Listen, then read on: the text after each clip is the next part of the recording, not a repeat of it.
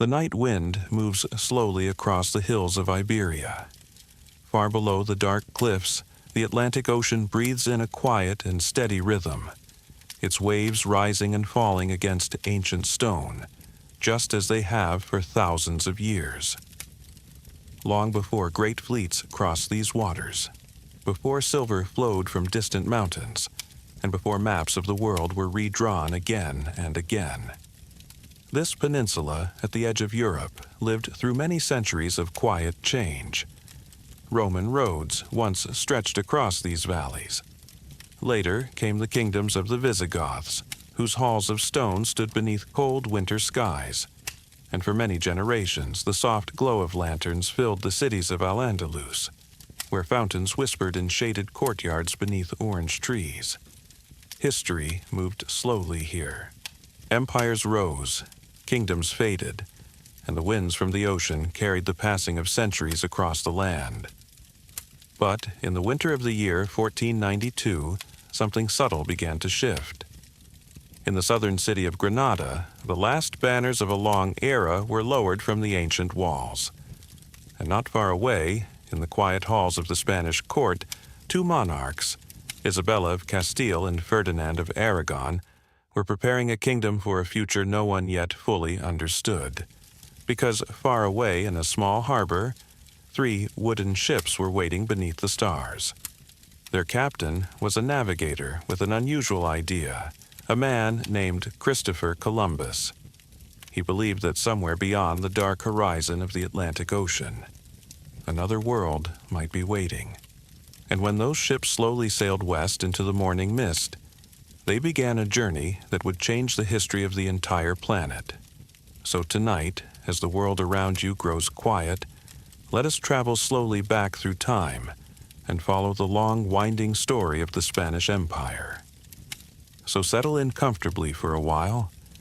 Perhaps dim the lights around you, or simply close your eyes and listen quietly as the story unfolds. Tonight, we will travel slowly through many centuries of history, across quiet oceans, through mountain roads above the clouds, and into ancient cities where the echoes of the past still linger. A long and gentle journey through the rise, the vast reach, and the quiet fading of the Spanish Empire. And like many stories in history, our journey begins on the windswept lands of the Iberian Peninsula. Chapter 1. The Long Night of Iberia. The winds that move across the Iberian Peninsula have been traveling the same paths for thousands of years. They sweep slowly over dry hills and quiet valleys, across olive groves and winding rivers, before finally reaching the cliffs that face the wide and restless Atlantic Ocean. Along those distant shores, waves rise and fall in a patient rhythm, touching the stone coasts of Spain and Portugal just as they have since long before recorded history. This land, resting at the far western edge of Europe, has always felt like a meeting place between worlds. To the north stretch the mountain barriers of the Pyrenees, separating Iberia from the rest of the European continent. To the south lies the narrow Strait of Gibraltar, where the waters of the Mediterranean flow quietly toward the open Atlantic, and where the coast of Africa sits only a short distance away across the sea. Because of this geography, the Iberian Peninsula has never been isolated. Instead, it has been a crossroads, a place where travelers, merchants, soldiers, and dreamers have arrived for centuries, each bringing new ideas, languages, and beliefs. Long before Spain existed as a single kingdom, the peninsula was home to many different peoples. Some of the earliest communities lived in scattered villages among the hills and river valleys, raising animals and growing small crops beneath the warm Mediterranean sun. Their world was quiet and local, shaped by the seasons and the land itself. But over time, distant civilizations began to reach these shores. Phoenician traders sailed here from the eastern Mediterranean, their ships gliding slowly into sheltered harbors along the southern coast. They brought metalwork, glass, and stories of lands far beyond the horizon. Later came the Greeks, who established small coastal settlements and added their own layer of culture to the region. Yet the greatest transformation arrived with the expansion of one of the most powerful civilizations the ancient world had ever seen: the Romans. When Roman influence reached Iberia more than 2,000 years ago, it gradually reshaped the peninsula in ways that would echo through centuries of history. Roman engineers built roads that crossed the mountains and the plains, connecting distant towns with straight, carefully planned routes of stone. These roads allowed travelers to move steadily across the land, carrying trade, news, and ideas from one settlement to another. Cities began to grow along these routes. Stone bridges spanned wide rivers. Amphitheaters rose from the earth, where crowds once gathered to watch spectacles beneath the open sky. Even today, traces of these Roman structures still remain, scattered quietly across Spain and Portugal. Small reminders of a time when this land formed the western frontier of a vast imperial world. Under Roman rule, Iberia became deeply connected to the Mediterranean network of trade and culture. Latin was spoken in markets and homes. Roman law guided the cities, and agriculture flourished across the countryside, where olive trees and vineyards stretched across the hills. For several centuries, the peninsula existed as a peaceful and prosperous region within the Roman Empire. But like all empires, Rome eventually began to weaken. Far away in the north of Europe, new groups of people were beginning to move across the continent. These migrating communities slowly pushed southward, reshaping the political map of the ancient world. By the early 5th century, the authority of Rome over Iberia began to fade. Roman governors disappeared from their posts. Imperial legions withdrew. And into the growing silence left behind by the fading empire came new rulers. Among them were the Visigoths, a Germanic people who gradually established their own kingdom across much of the peninsula. Unlike the vast and highly organized administration of Rome, the Visigothic kingdom was smaller and more fragile. Power was centered around royal courts and regional nobles, rather than a distant imperial capital. Yet, even as political authority changed hands, much of the Roman world quietly remained. The roads were still there. The cities still stood. Latin continued to shape the language spoken by ordinary people.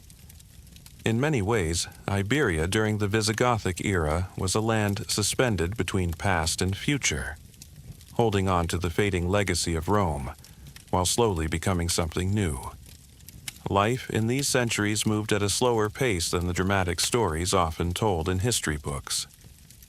Farmers worked their fields beneath wide skies. Small towns gathered around stone churches. And in the evenings, as darkness settled over the hills, the only sounds were the wind moving through the countryside and the distant calls of animals across the valleys. Few people living in Iberia during those quiet centuries could have imagined how dramatically their world would soon change. Because far beyond the southern horizon, across the narrow waters between Europe and Africa, a new civilization was rising with remarkable speed.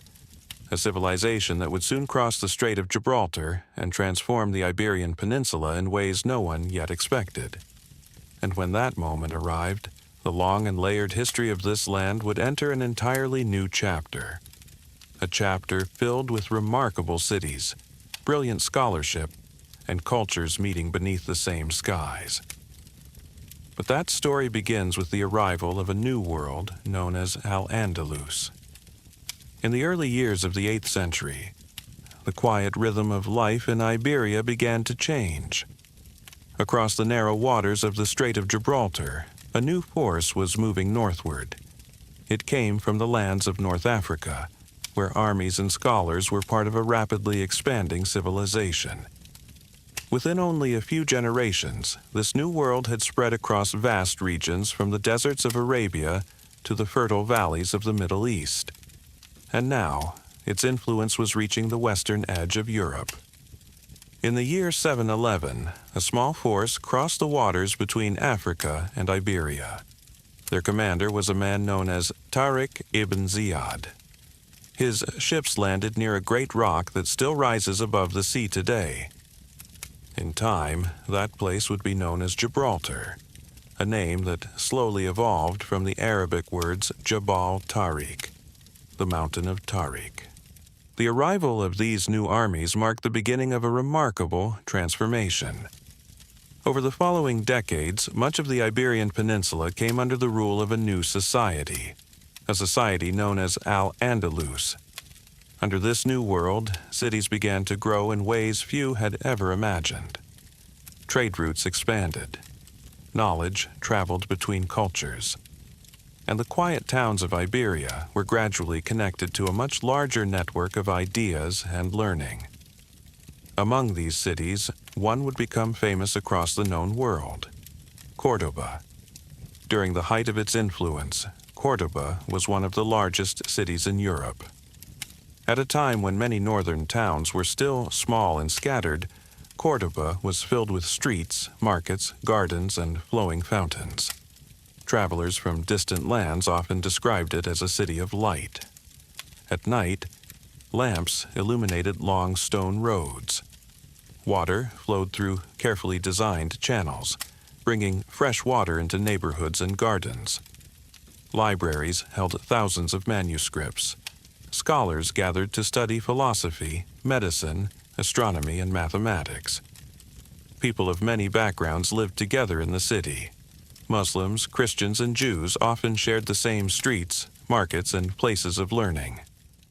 Different languages could be heard in the air: Arabic, Latin, and Hebrew. Ideas moved quietly between these communities. Ancient Greek texts were translated. New scientific observations were recorded. And knowledge that had traveled across deserts and seas found a new home in the libraries of Al-Andalus. Beyond the cities, the countryside also began to change. Farmers introduced new crops that had traveled westward from the Middle East and Asia.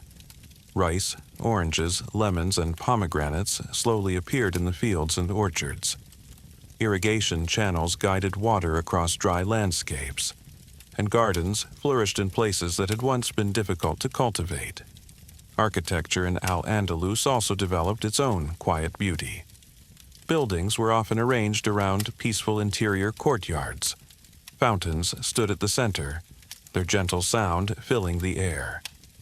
Arched doorways and intricate patterns of stone and tile decorated walls and halls. Light filtered softly through shaded corridors. One of the most remarkable buildings constructed during this era was the Great Mosque of Cordoba. Its vast interior space was supported by hundreds of columns. Above them, rows of red and white arches stretched across the hall like waves of quiet symmetry. For centuries, this building stood as a symbol of the cultural life of Al-Andalus.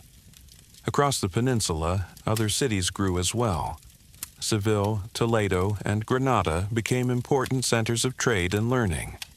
Caravans arrived with goods from distant regions. Silk, spices, paper, and precious metals moved slowly across markets and ports. For many generations, Al-Andalus became a place where cultures met rather than simply collided. Knowledge from ancient civilizations was preserved and expanded. Philosophers studied the works of Aristotle.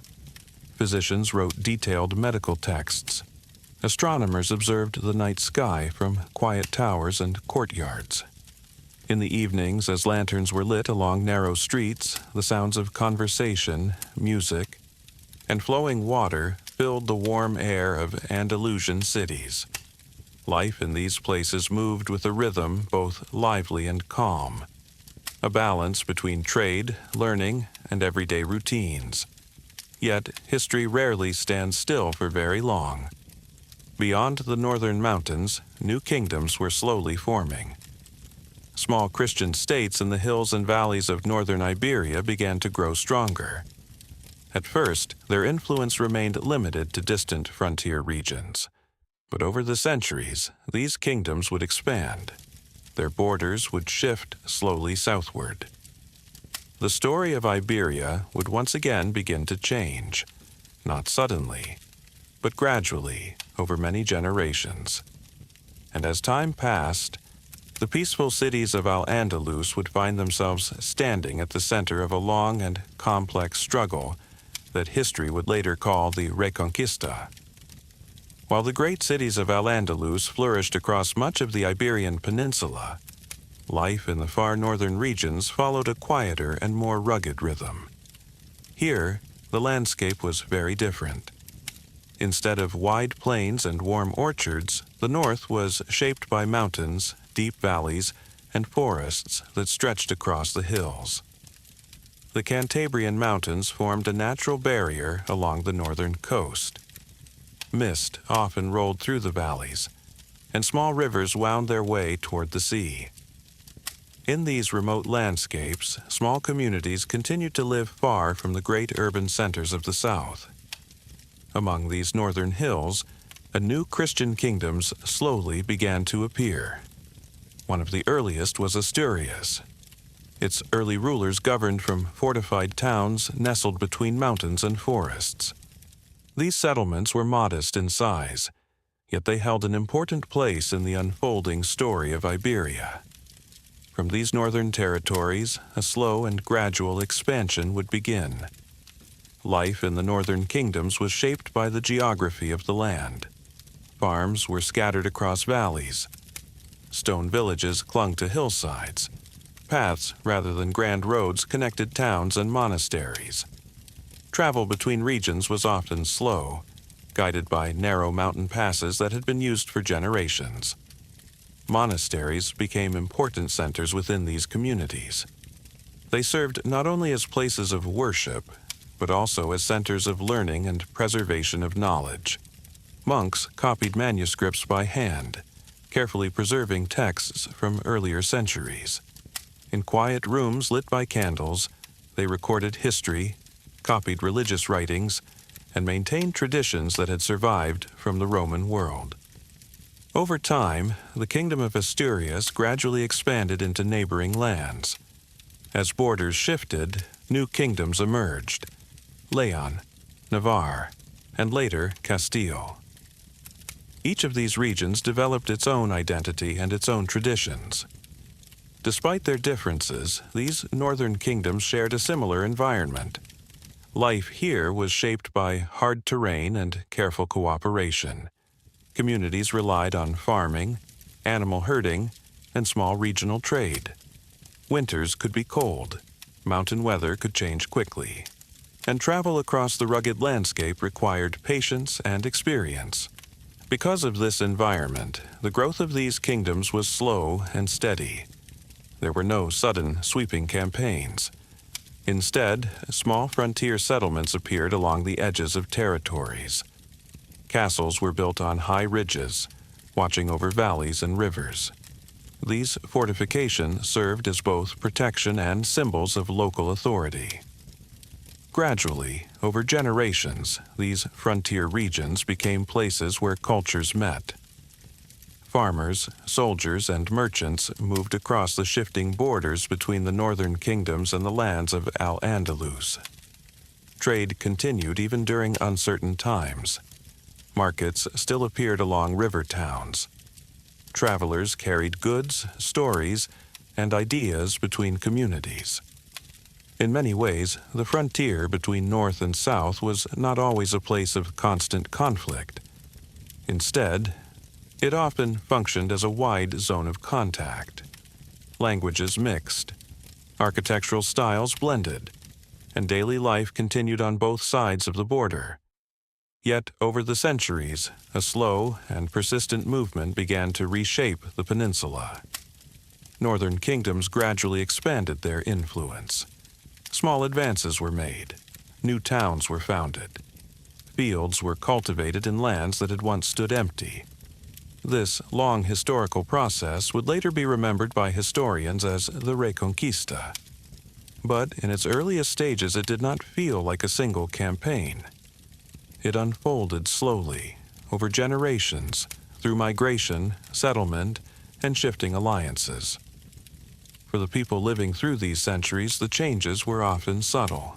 A new village appearing along a river, a monastery built on a hillside, a castle rising above a frontier valley, and so the northern mountains of Iberia became the quiet starting point for a transformation that would shape the peninsula for hundreds of years.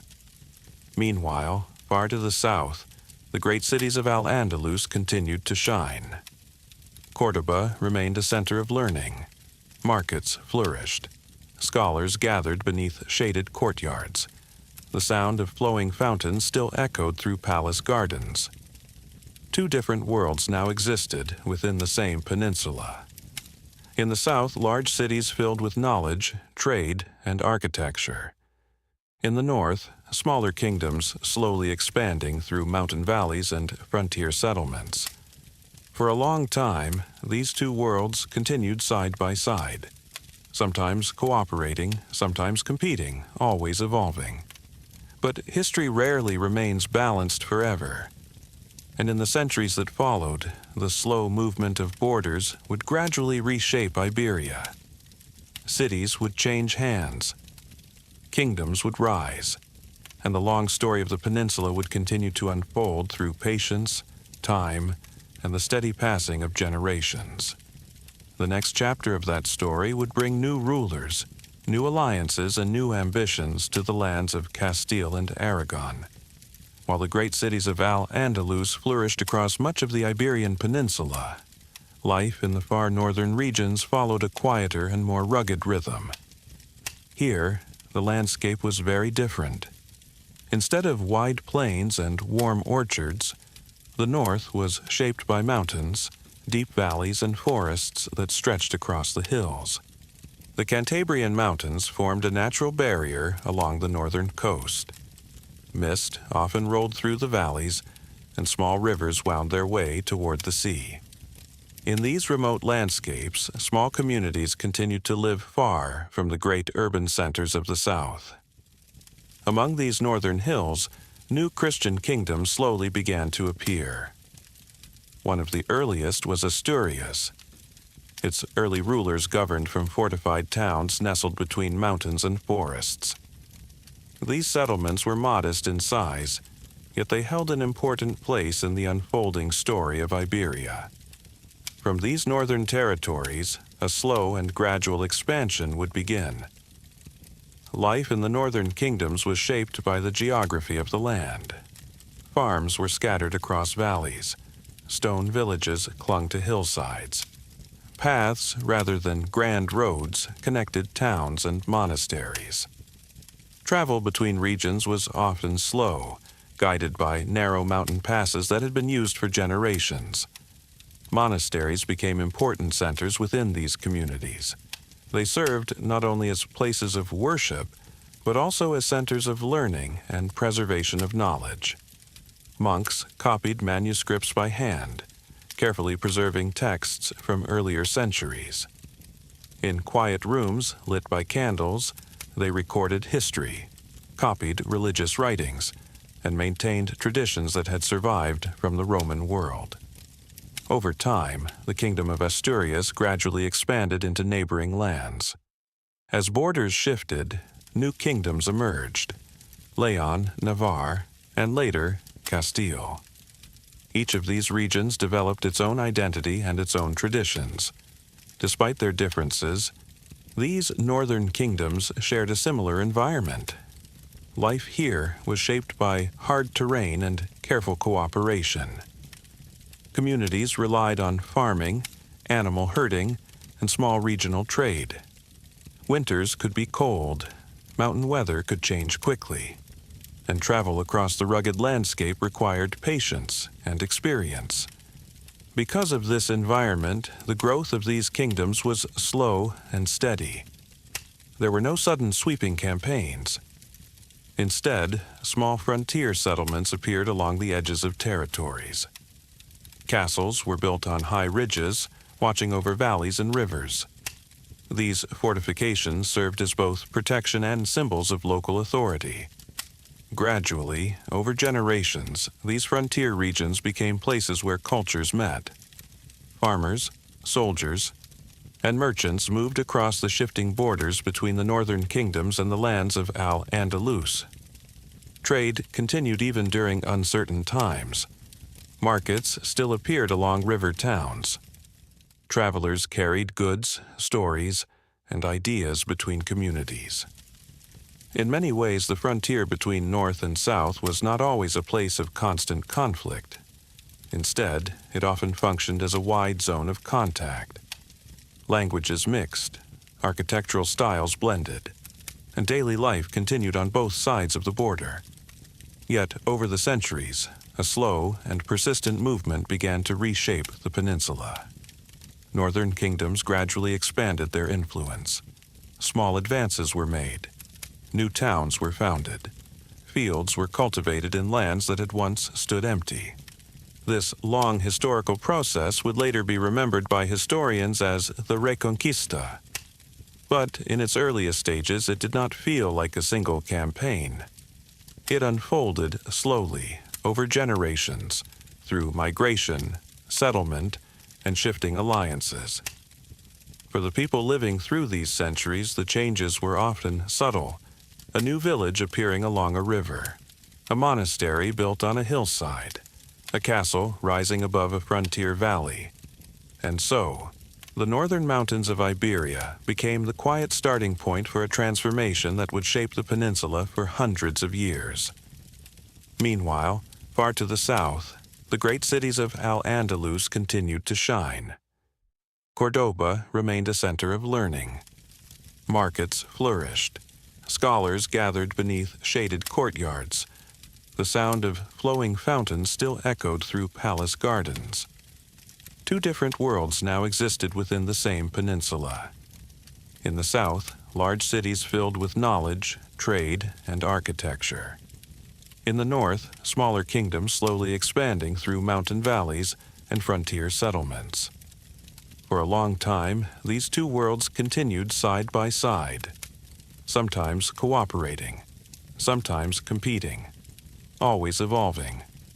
But history rarely remains balanced forever, and in the centuries that followed, the slow movement of borders would gradually reshape Iberia.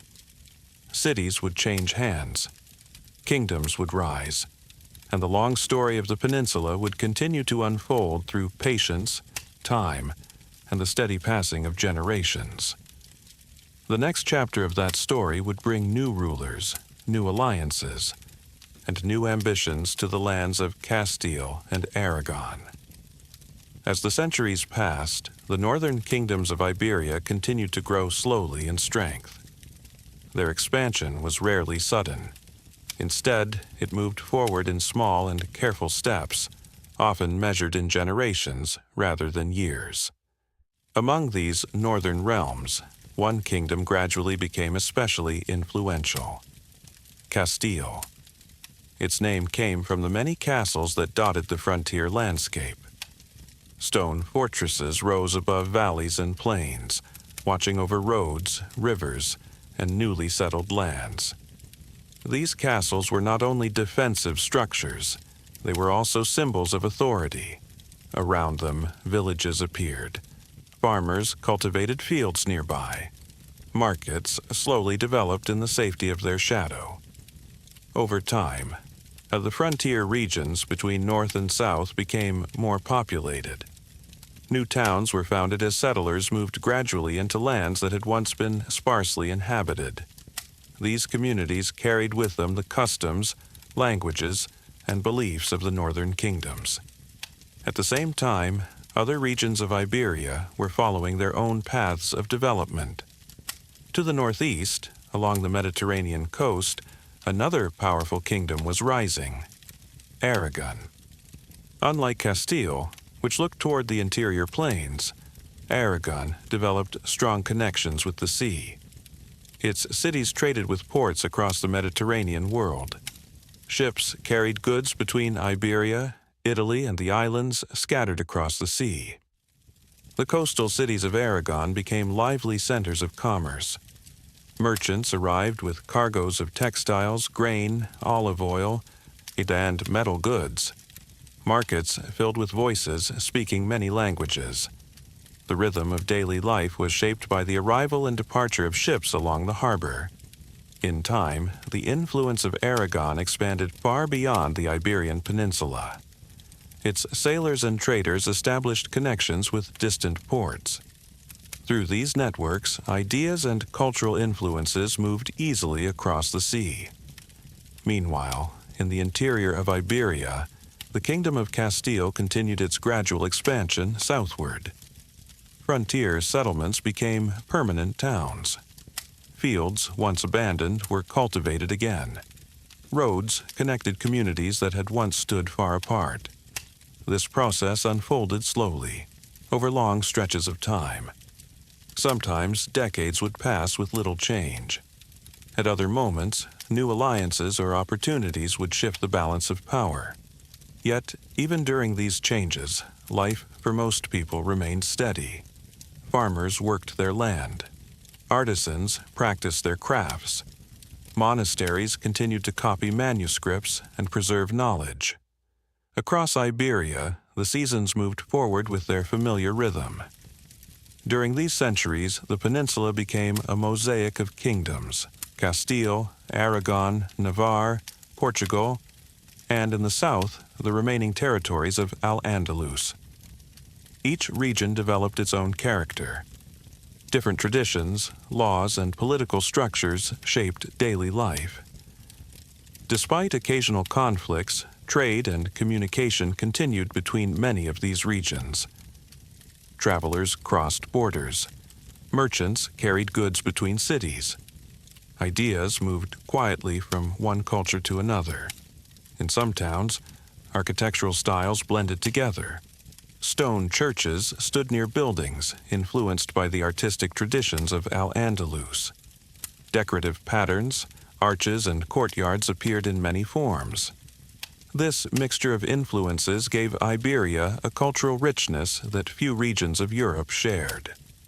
But as time moved forward, two kingdoms began to play an increasingly important role in shaping the future of the peninsula: Castile and Aragon. Each possessed growing resources, stable political leadership, and expanding territories.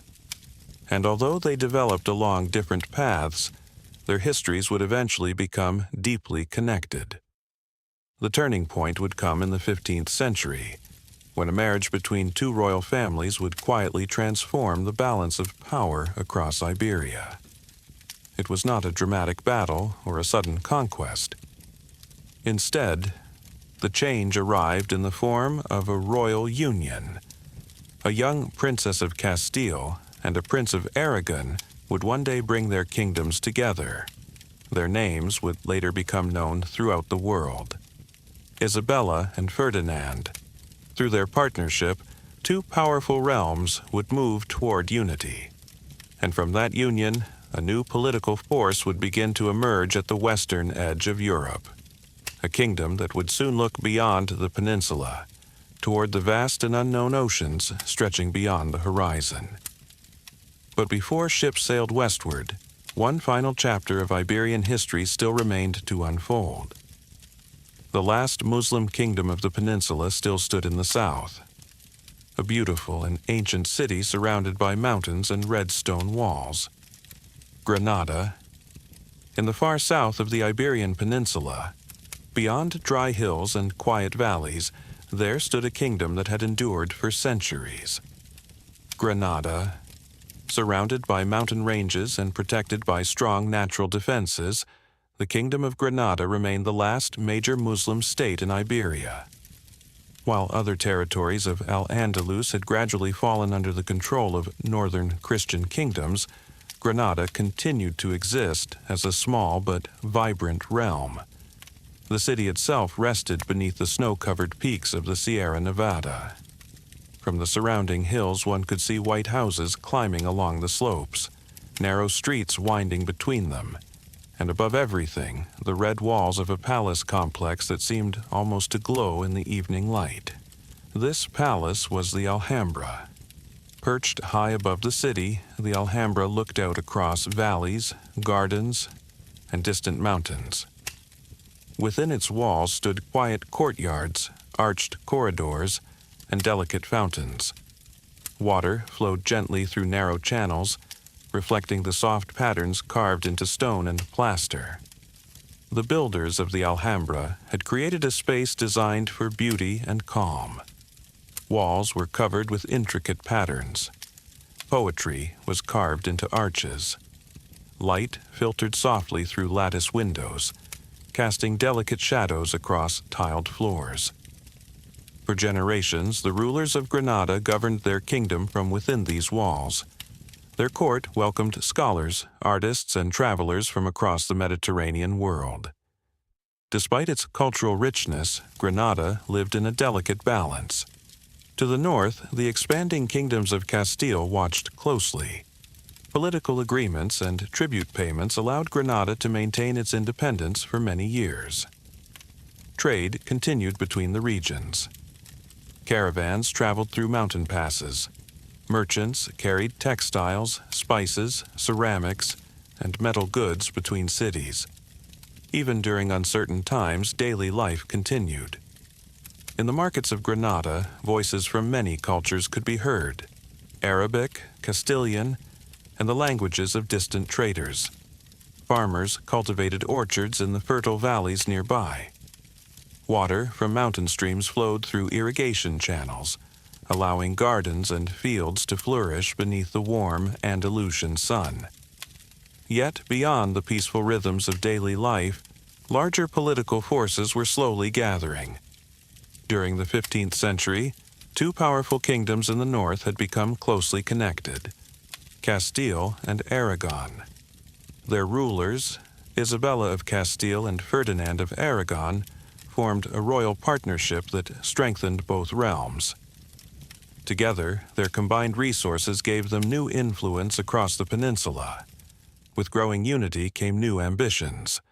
The long and gradual process that historians would later call the Reconquista was approaching its final stage. For years, the rulers of Granada attempted to preserve their independence. Diplomacy, alliances, and tribute payments had often maintained a fragile peace. But the balance of power was shifting. Beginning in the 1480s, a long campaign unfolded across the southern territories. Castilian armies advanced steadily, capturing fortified towns and strategic valleys. Unlike sudden battles that appear dramatic in history books, this campaign moved slowly. Cities surrendered one after another, sometimes after long negotiations, sometimes after quiet sieges that stretched across months. For the people living through these events, life remained uncertain. Farmers continued to harvest crops. Families carried on with their daily routines. Yet everyone knew that the future of the kingdom was changing. Finally, in the winter of 1492, the final chapter arrived. The ruler of Granada, Muhammad XII, known in Spanish history as Boabdil, agreed to surrender the city. On a cool January morning, the keys of Granada were formally handed over to the armies of Castile. The banners of the Christian kingdoms rose above the towers of the Alhambra. After nearly 8 centuries, Muslim political rule in Iberia had come to an end. Yet the city itself remained remarkably peaceful. Agreements were made to protect many of the residents, their homes, and their traditions. For a moment in history, Granada stood quietly between two eras. Behind it lay centuries of Al-Andalus. Ahead stood a newly unified Spain. From the balconies of the Alhambra, one could look across the valleys toward distant hills and the long roads of the peninsula. But far beyond those hills, another horizon was waiting: the wide Atlantic Ocean. And in that same year, not far from the western coast of Spain, 3 ships were preparing to sail into waters that few Europeans had ever crossed. Their captain was a navigator from Genoa, Christopher Columbus. And the journey he was about to begin would soon connect Spain to an entirely new world. Chapter 2: Sailing into the Unknown Ocean. The year 1492 marked the end of one long chapter in Iberian history. But at the very same moment, it quietly opened the door to something entirely new. Across the towns and ports of Spain, life continued as it always had. Merchants traveled between markets. farmers worked their fields. Fishermen sailed out along the coasts before the sunrise touched the sea. Yet in one small harbor along the Atlantic shore, a different kind of journey was beginning to take shape. The port of Palos de la Frontera was not among the largest ports of Spain. It was a modest place, a cluster of houses, warehouses, and wooden docks stretching toward the tide. Ships rested quietly in the harbor. Their masts rose into the sky like a forest of narrow lines. Ropes creaked softly in the wind, and gulls drifted slowly above the water. Among the sailors and merchants who passed through these docks, there was one man whose ideas seemed unusual even in an age of exploration. His name was Christopher Columbus. Columbus had not been born in Spain. He came from the Italian city of Genoa, a place long connected to the sea. From a young age, he had spent much of his life among ships and sailors. He studied navigation. He listened to stories told by merchants and captains, and he became fascinated by the shape of the world itself. During the 15th century, many scholars already understood that the earth was round. Ancient Greek thinkers had written about this idea centuries earlier.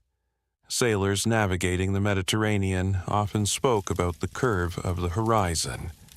But Columbus believed something more ambitious. He believed that the lands of Asia, China, Japan, and the rich trading cities of the East could be reached by sailing west across the Atlantic Ocean. At the time, this idea seemed uncertain. The Atlantic was vast. Few ships had traveled far into its open waters. Beyond a certain distance from land, many sailors simply turned back. Maps of the era showed large blank spaces across the ocean. Sea routes were uncertain. Distances were difficult to calculate, and the dangers of storms, currents, and unfamiliar waters were very real. Yet, Columbus remained convinced that a western route to Asia existed. He spent years presenting his plan to different royal courts across Europe. First, he approached the rulers of Portugal. Then he sought support from other kingdoms. But again and again, his proposal was rejected. Many advisors believed the journey would be too long. Ships might run out of food and water before reaching land. Others doubted Columbus's calculations about the distance across the ocean. For a long time, his plan remained only an idea, a possibility discussed in quiet meetings and private conversations. But history often changes through persistence. Columbus continued to seek support. He studied maps. He gathered knowledge from sailors who had traveled the Atlantic coasts of Africa and Europe. Eventually, his proposal reached the court of the Spanish monarchs, Isabella of Castile and Ferdinand of Aragon. At first, even their advisors were uncertain. Spain had only recently completed the long campaign that ended with the capture of Granada. Resources were limited. Attention was still focused on strengthening the kingdom. For several years, Columbus waited while the royal court considered his request. Then gradually, the situation began to change. Some advisors argued that the journey, if successful, might open new trade routes. Others believed the expedition could expand Spain's influence beyond Europe. Finally, after long discussions, the monarchs agreed to support the voyage. The agreement was formalized in a set of documents known as the Capitulations of Santa Fe. These arrangements promised Columbus titles and privileges if his journey succeeded. Soon after, preparations began. Ships were gathered, supplies were loaded. Sailors were recruited from nearby coastal towns. Most of these men had spent their lives at sea. They were fishermen, traders, and experienced navigators. Yet even among them, few had traveled as far west into the Atlantic as this journey would require. Still, the ships were prepared. Their wooden hulls were reinforced. Barrels of water, dried food, and equipment were carefully stored below deck. Day by day, the harbor of Palos became more active. Voices echoed along the docks. Ropes were tightened, Sails were folded and secured. 3 ships were chosen for the voyage: the Santa Maria, the Nina, and the Pinta. They were not enormous vessels. Compared with later ships of the great sailing era, they were relatively small, yet they were sturdy enough to cross long distances if the winds remained favorable. As summer slowly moved forward in the year 1492, the moment of departure began to approach, and in the quiet harbor beneath the wide Atlantic sky, 3 ships waited, their masts rising silently above the still water.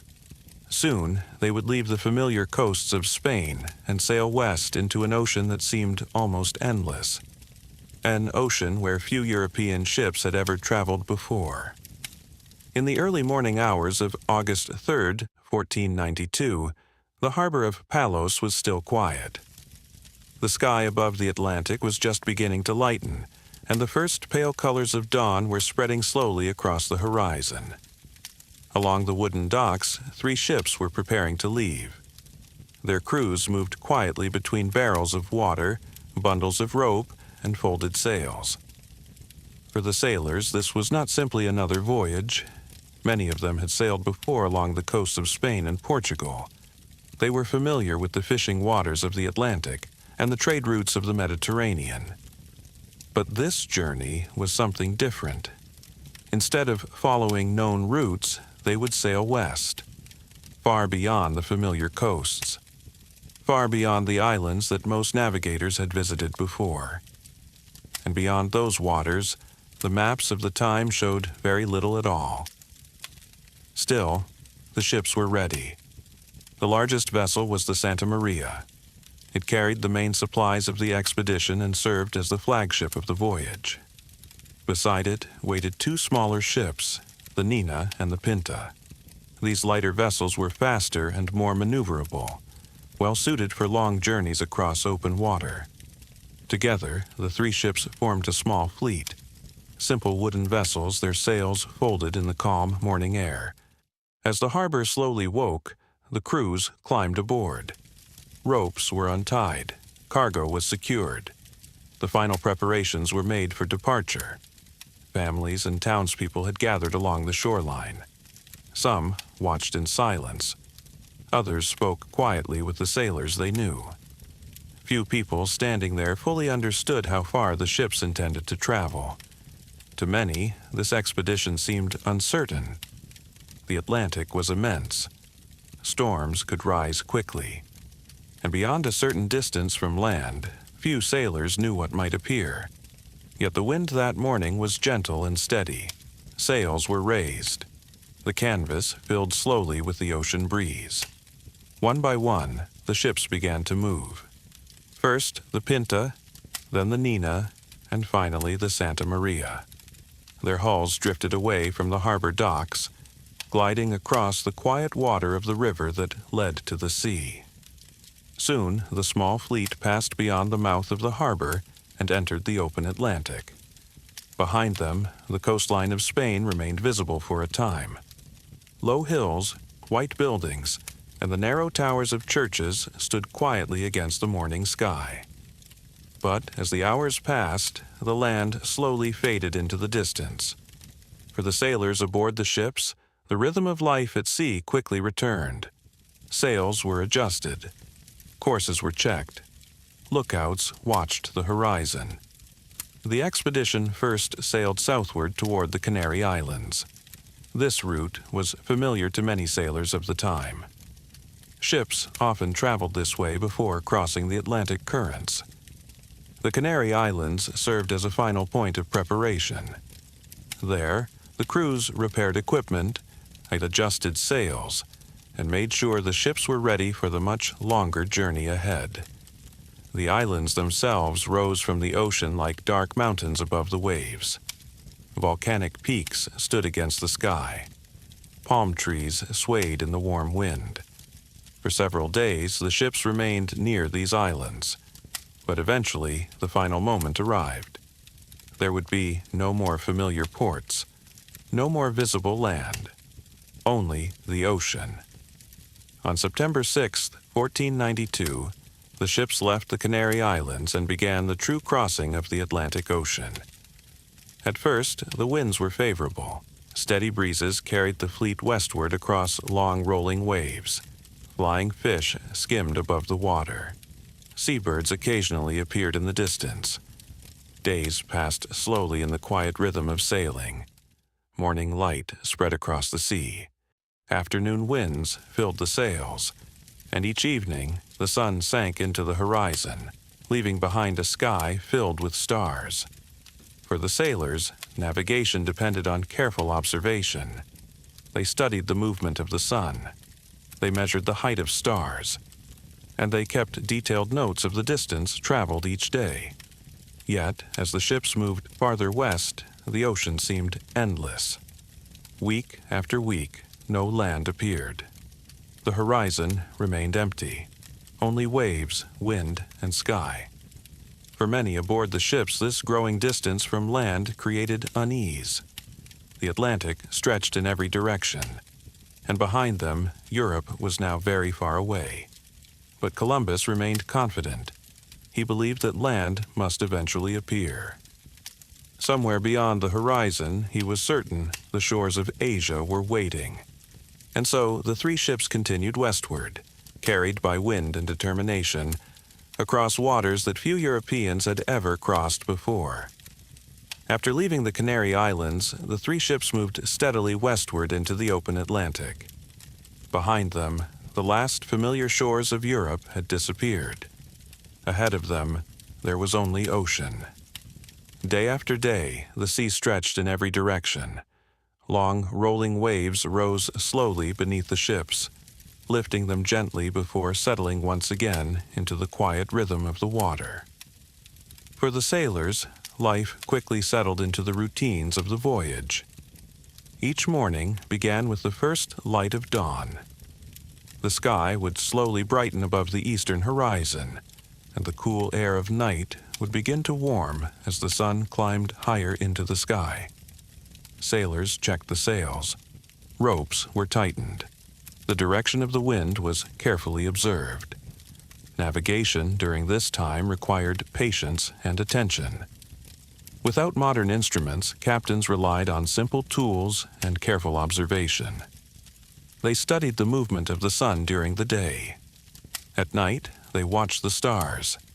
The position of familiar constellations helped guide the ships across the wide ocean. Columbus kept detailed records of the distance traveled each day. Using a method called dead reckoning, he estimated the position of the ships based on speed, direction, and the passing of time. Each evening, the crew gathered to hear these calculations. The distance traveled, the direction of the wind, the estimated location of the fleet upon the ocean. For a while, the voyage felt calm and predictable. Steady trade, winds pushed the ships westward. The sails filled smoothly with the warm Atlantic breeze. The water glittered beneath the sun. Sometimes dolphins swam beside the ships. They leapt through the waves and disappeared again beneath the deep blue surface. Flying fish occasionally skipped above the water, gliding briefly through the air before falling back into the sea. Seabirds appeared from time to time, circling above the masts. Their presence reminded the sailors that land might exist somewhere beyond the horizon. But as the days passed, the vastness of the Atlantic became more noticeable. There were no islands, no distant coastlines, only sky and water. Week after week, the ships continued forward. At night, the ocean grew very quiet. The wind softened. The sails hung gently against the masts. Above the ships, the sky was filled with stars. Without the lights of cities, the night sky appeared vast and brilliant. Thousands of stars spread across the darkness. Many sailors had never seen the heavens so clearly before. The Milky Way stretched overhead like a faint river of light. Constellations slowly shifted as the hours passed. Columbus and his navigators used these stars carefully, measuring angles to estimate their position. Yet, even with these observations, the journey remained uncertain. The farther west they sailed, the greater the distance between the ships and the known world. Some sailors began to grow uneasy. They wondered whether the winds that carried them westward would ever allow them to return home. Others worried that the ocean might truly be endless. Maps offered few answers. The blank spaces across the Atlantic remained largely unexplored. Still, the ships continued forward. One day followed another. Morning light, afternoon winds, evening stars, and always the steady sound of waves against the wooden hulls. During one part of the journey, the ships passed through a region of ocean filled with floating seaweed. Long green plants drifted across the surface of the water, gathering in wide patches. This area, known today as the Sargasso Sea, created a strange and unfamiliar sight. The seaweed moved slowly with the currents. Sometimes it gathered around the ships, trailing along the sides as the vessels pushed forward.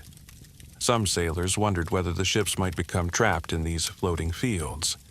But the currents remained gentle, and the ships continued to move.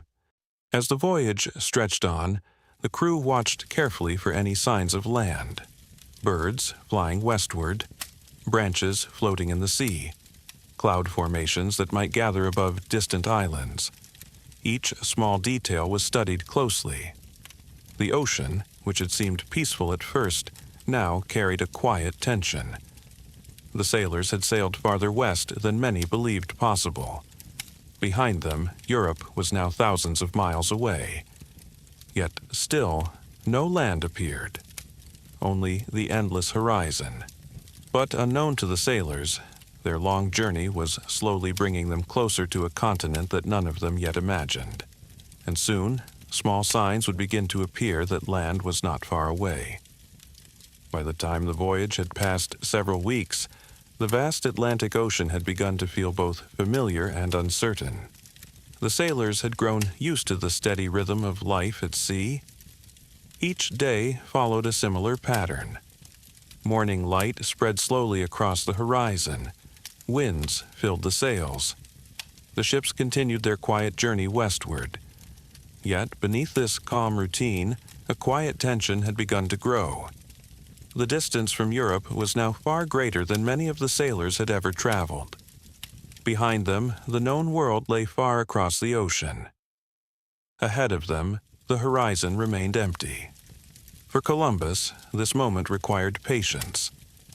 He continued to believe that land must appear eventually. His calculations suggested that the eastern edges of Asia could not be far away. But the crew did not share the same confidence. Some sailors quietly wondered whether the ships had already sailed too far west. Others worried that the winds which carried them forward might never allow them to return home. Still, each day the ships moved onward. One morning, as the fleet crossed another stretch of calm ocean, a sailor aboard the Pinta noticed something unusual. A small branch floated upon the surface of the water. It was not simply a piece of driftwood. The branch still carried green leaves. The sailors gathered along the railings to look more closely. A fresh branch suggested something important. Trees did not grow in the open ocean. If a branch with green leaves floated nearby, it must have come from land. The discovery spread quickly through the three ships. For the first time in many days, a quiet sense of excitement moved through the crews. Later that day, another sign appeared. A small carved stick drifted past the ships. Unlike the branch, this object showed marks that suggested human work. Someone, somewhere, had shaped the wood. The sailors studied it carefully. If people had carved this piece of wood, then land, and perhaps settlements, must exist somewhere ahead. As evening approached, more signs followed. Birds began to appear in greater numbers. Some flew low across the water. Others circled above the masts before continuing westward. Experienced sailors understood the meaning of this change. Many seabirds rarely traveled far from land. If birds were flying nearby, then land could not be very distant. That night, the mood aboard the ships shifted. The sailors gathered along the decks looking toward the western horizon. Conversations moved quietly between small groups. Each person wondered whether the next sunrise might reveal something new. Columbus himself remained watchful. From the deck of the Santa Maria, he studied the sea and the sky. The night air was calm. The stars shone brightly above the dark ocean. Hours passed slowly. Just after midnight, Columbus believed he saw something unusual. Far in the distance, a faint light appeared. It was small, almost like the flicker of a candle. For a moment, it seemed to rise and fall against the darkness. Columbus watched carefully. The light appeared again, briefly. Then it disappeared. He called another sailor to look in the same direction. But by then, the distant glow was gone. It was impossible to know whether the light had truly come from land or whether it had been a trick of the night upon the waves. Still, the possibility remained, and so the sailors continued their watch. Throughout the night, the ships sailed slowly forward. The wind moved softly through the rigging. Waves brushed quietly against the wooden hulls. The ocean stretched endlessly in every direction. Yet now, after weeks of uncertainty, the sailors sensed that something might be changing. Branches with green leaves, carved wood, birds flying west. These small signs carried quiet hope. Somewhere beyond the darkness, land might finally be near. And as the long night continued, one sailor aboard the Pinta kept his eyes fixed upon the horizon. His name was Rodrigo de Triana. Before the next dawn arrived, he would see something that no European sailor had seen before: the dark outline of land rising slowly above the ocean. The night of October 11th, 1492, was calm upon the Atlantic Ocean. The three ships continued their slow movement westward, carried by a gentle wind that filled their sails. Above them, the sky was clear. Stars spread across the darkness like quiet lanterns suspended in the night. Many sailors remained awake longer than usual. The signs that had appeared during the previous days had changed the mood aboard the ships. Branches with green leaves, carved wood, birds flying steadily toward the west. Each of these signs suggested that land might finally be near. So, throughout the night, lookouts stood carefully at their posts. Their eyes searched the horizon for the faint outline of an island or the shadow of distant shorelines. The ocean moved quietly beneath the ships. Long waves rolled gently across the dark water. The creaking of wooden masts and the soft movement of ropes were the only sounds in the night air. Hours passed slowly. Then, in the early hours before dawn, a sailor aboard the Pinta noticed something unusual. His name was Rodrigo de Triana. Standing high upon the deck, he looked toward the western horizon as the ships moved forward through the darkness. At first, the line between sea and sky appeared the same as it always had, a smooth curve of darkness beneath the distant stars. But then, something changed. A faint shape appeared against the horizon. Triana watched carefully. The shape grew clearer as the ship rose and fell upon the waves. It was not a cloud. It did not move like the sea. It remained steady. Suddenly, he understood what he was seeing. Land. With excitement rising in his voice, Triana shouted the word that sailors had waited weeks to hear. Tierra. Land. The cry carried quickly across the deck. Sailors rushed forward, their eyes searching the darkness in the same direction. Soon, the distant outline became visible to others. A low stretch of land rested just above the horizon. After weeks of empty ocean, the long voyage across the Atlantic had finally reached its destination. News of the sighting spread quickly among the ships. Columbus himself came to the deck to observe the distant shore. Because it was still dark, the fleet slowed its progress. Sails were adjusted. The ships waited for daylight before approaching the unknown land. As the hours passed, the eastern sky slowly began to brighten. The first pale colors of morning spread across the ocean. Gradually, the shape on the horizon became clearer. What had once been only a shadow now revealed itself as a small island. Green trees rose above pale, sandy beaches. Gentle hills appeared beneath the morning light. The sailors watched in silence. After weeks of endless water, the sight of land felt almost unreal. The ships moved forward carefully toward the shore. Warm air drifted across the sea. Clear water shimmered above bright coral reefs visible beneath the surface.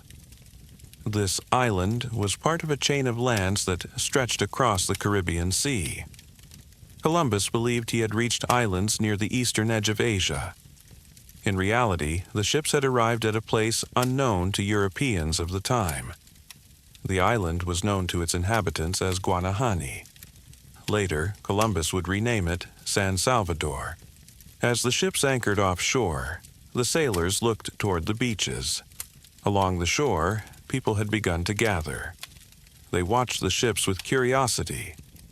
These islanders were members of the Taino people, who had lived in the Caribbean islands for generations. Their villages were peaceful communities. They fished in the shallow waters. They cultivated crops in fertile soils, and they traveled between nearby islands in long wooden canoes. For the sailors aboard the Spanish ships, the sight of these islands felt like the discovery of an entirely new world. Palm trees swayed gently in the warm wind. Bright birds moved through the forests. Clear streams flowed from the interior hills toward the sea. Everything seemed unfamiliar and beautiful. Soon, Columbus and several crew members prepared to go ashore. A small boat was lowered into the water. As it moved slowly toward the beach, the sailors stepped into a land that none of them had ever imagined before. The long crossing of the Atlantic had ended, but the journey that would change the history of the world was only just beginning. As the small boats moved slowly toward the shore, the sailors observed the island more closely. The morning light revealed a landscape unlike anything they had seen before. The water near the beach was clear and shallow. Sunlight passed easily through the surface, illuminating coral and sand beneath gentle waves. Palm trees lined the edge of the shore. Their leaves moved softly in the warm Caribbean wind. Beyond the beach, dense green forests covered the interior of the island. Bright birds crossed the sky, their wings flashing with color against the blue horizon. For the sailors, the air itself felt different. It was warmer and filled with unfamiliar scents. The wind carried the smell of flowers, salt water, and the thick vegetation of the island. As the boat approached the beach, the sailors noticed several figures standing quietly near the water.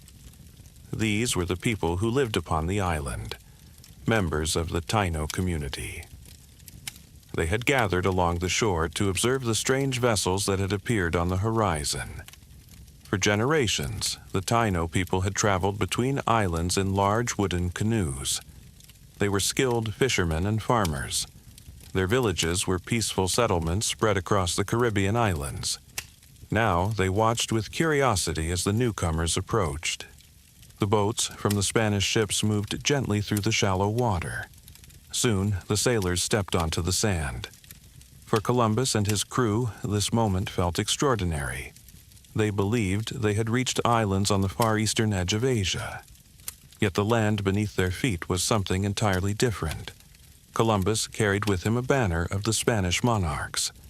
Standing upon the beach, he formally claimed the island in the name of the Spanish crown.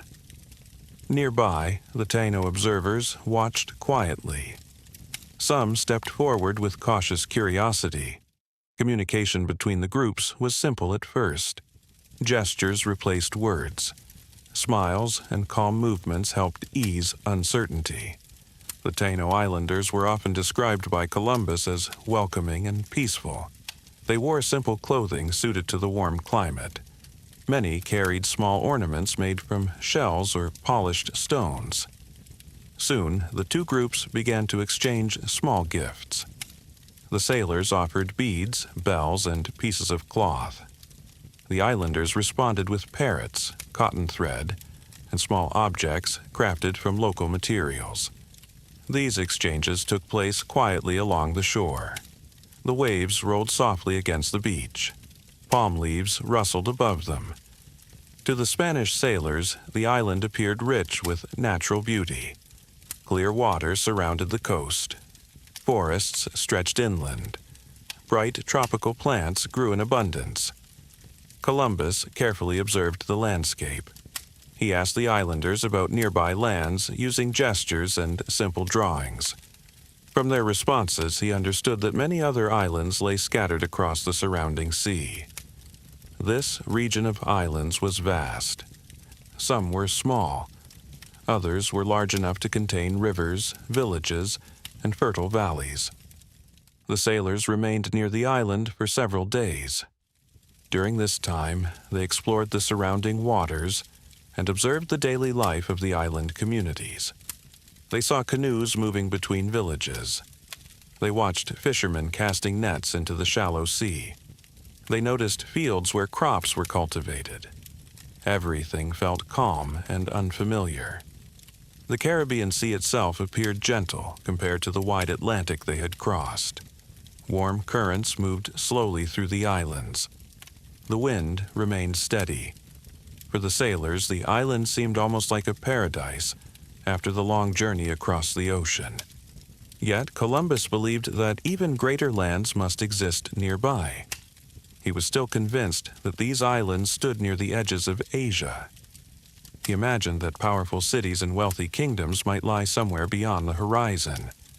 And so, after a short stay, the ships prepared to continue exploring. The sailors raised their sails once again. Anchors were lifted. The small fleet moved slowly away from the island shore. Behind them, the beaches of Guanahani grew smaller in the distance. Palm trees faded into the horizon. Ahead, more islands waited. Unknown lands spread across the Caribbean Sea. Columbus intended to find them. And with each new island, the story of Spain and the lands of the Atlantic would begin to change forever. After leaving the island of Guanahani, the three ships continued to move slowly through the warm waters of the Caribbean Sea. The ocean here felt very different from the wide Atlantic they had crossed. The waves were softer, the water appeared clearer, and the air carried a gentle warmth that lingered even during the night. As the ships sailed westward, new islands appeared along the horizon. Some were small stretches of sand covered with palm trees. Others rose higher from the sea, with hills and forests visible above the shoreline. The sailors watched these islands with growing curiosity. Each new shore offered something unfamiliar. Bright birds moved through the trees. Clear rivers flowed toward the sea, and long beaches curved gently along the edges of the islands. For Columbus, these lands seemed to confirm his belief that he had reached the outer regions of Asia. He believed that larger kingdoms might lie nearby. And so the expedition continued its slow exploration. One of the largest islands they soon encountered was a vast land that Columbus believed might be the coast of China. This island was known to its inhabitants as Cuba. When the ships approached its shores, the sailors saw wide forests stretching far into the distance. The coastline seemed endless.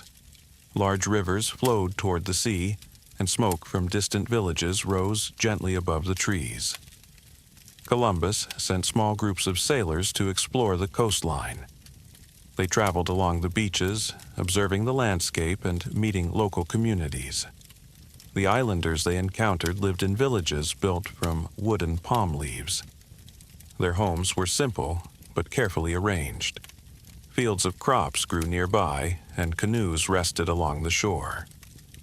As before, communication relied on gestures and small exchanges of gifts. The islanders welcomed the visitors with curiosity. They showed them local plants, food, and the surrounding forests. Yet Columbus remained convinced that greater cities must exist nearby. He imagined that large trading ports might lie deeper within the island, but despite careful searching, the sailors found no great cities, only villages and wide natural landscapes. After some time, the ships left the shores of Cuba and continued their journey through the Caribbean. Soon, another large island appeared across the horizon. This island would become very important in the story of Spain's expansion. It was called Hispaniola. When the ships approached Hispaniola, the sailors noticed that the island was rich with forests and rivers. High mountains rose in the distance. Wide valleys stretched inland. The land appeared fertile and full of life. Several local communities lived along the coast. Their villages were peaceful, surrounded by cultivated fields and gardens. The sailors were welcomed with calm curiosity. As before, small exchanges of gifts took place. Cotton thread, bright birds, and pieces of gold were sometimes offered by the islanders. The small fragments of gold captured Columbus's attention. Gold had great value in Europe, and even a small amount suggested that larger deposits might exist somewhere on the island. Encouraged by these signs, Columbus decided to remain near Hispaniola for a longer period. But during this time, an unexpected event occurred. Late one night, while the ships were anchored near the island's coast, the flagship of the expedition, the Santa Maria, ran aground upon a reef. The wooden hull became trapped upon the coral. Waves pushed the ship gently but firmly against the shallow rocks. Despite the efforts of the crew, the vessel could not be freed. Gradually, the sailors realized that the Santa Maria would not sail again.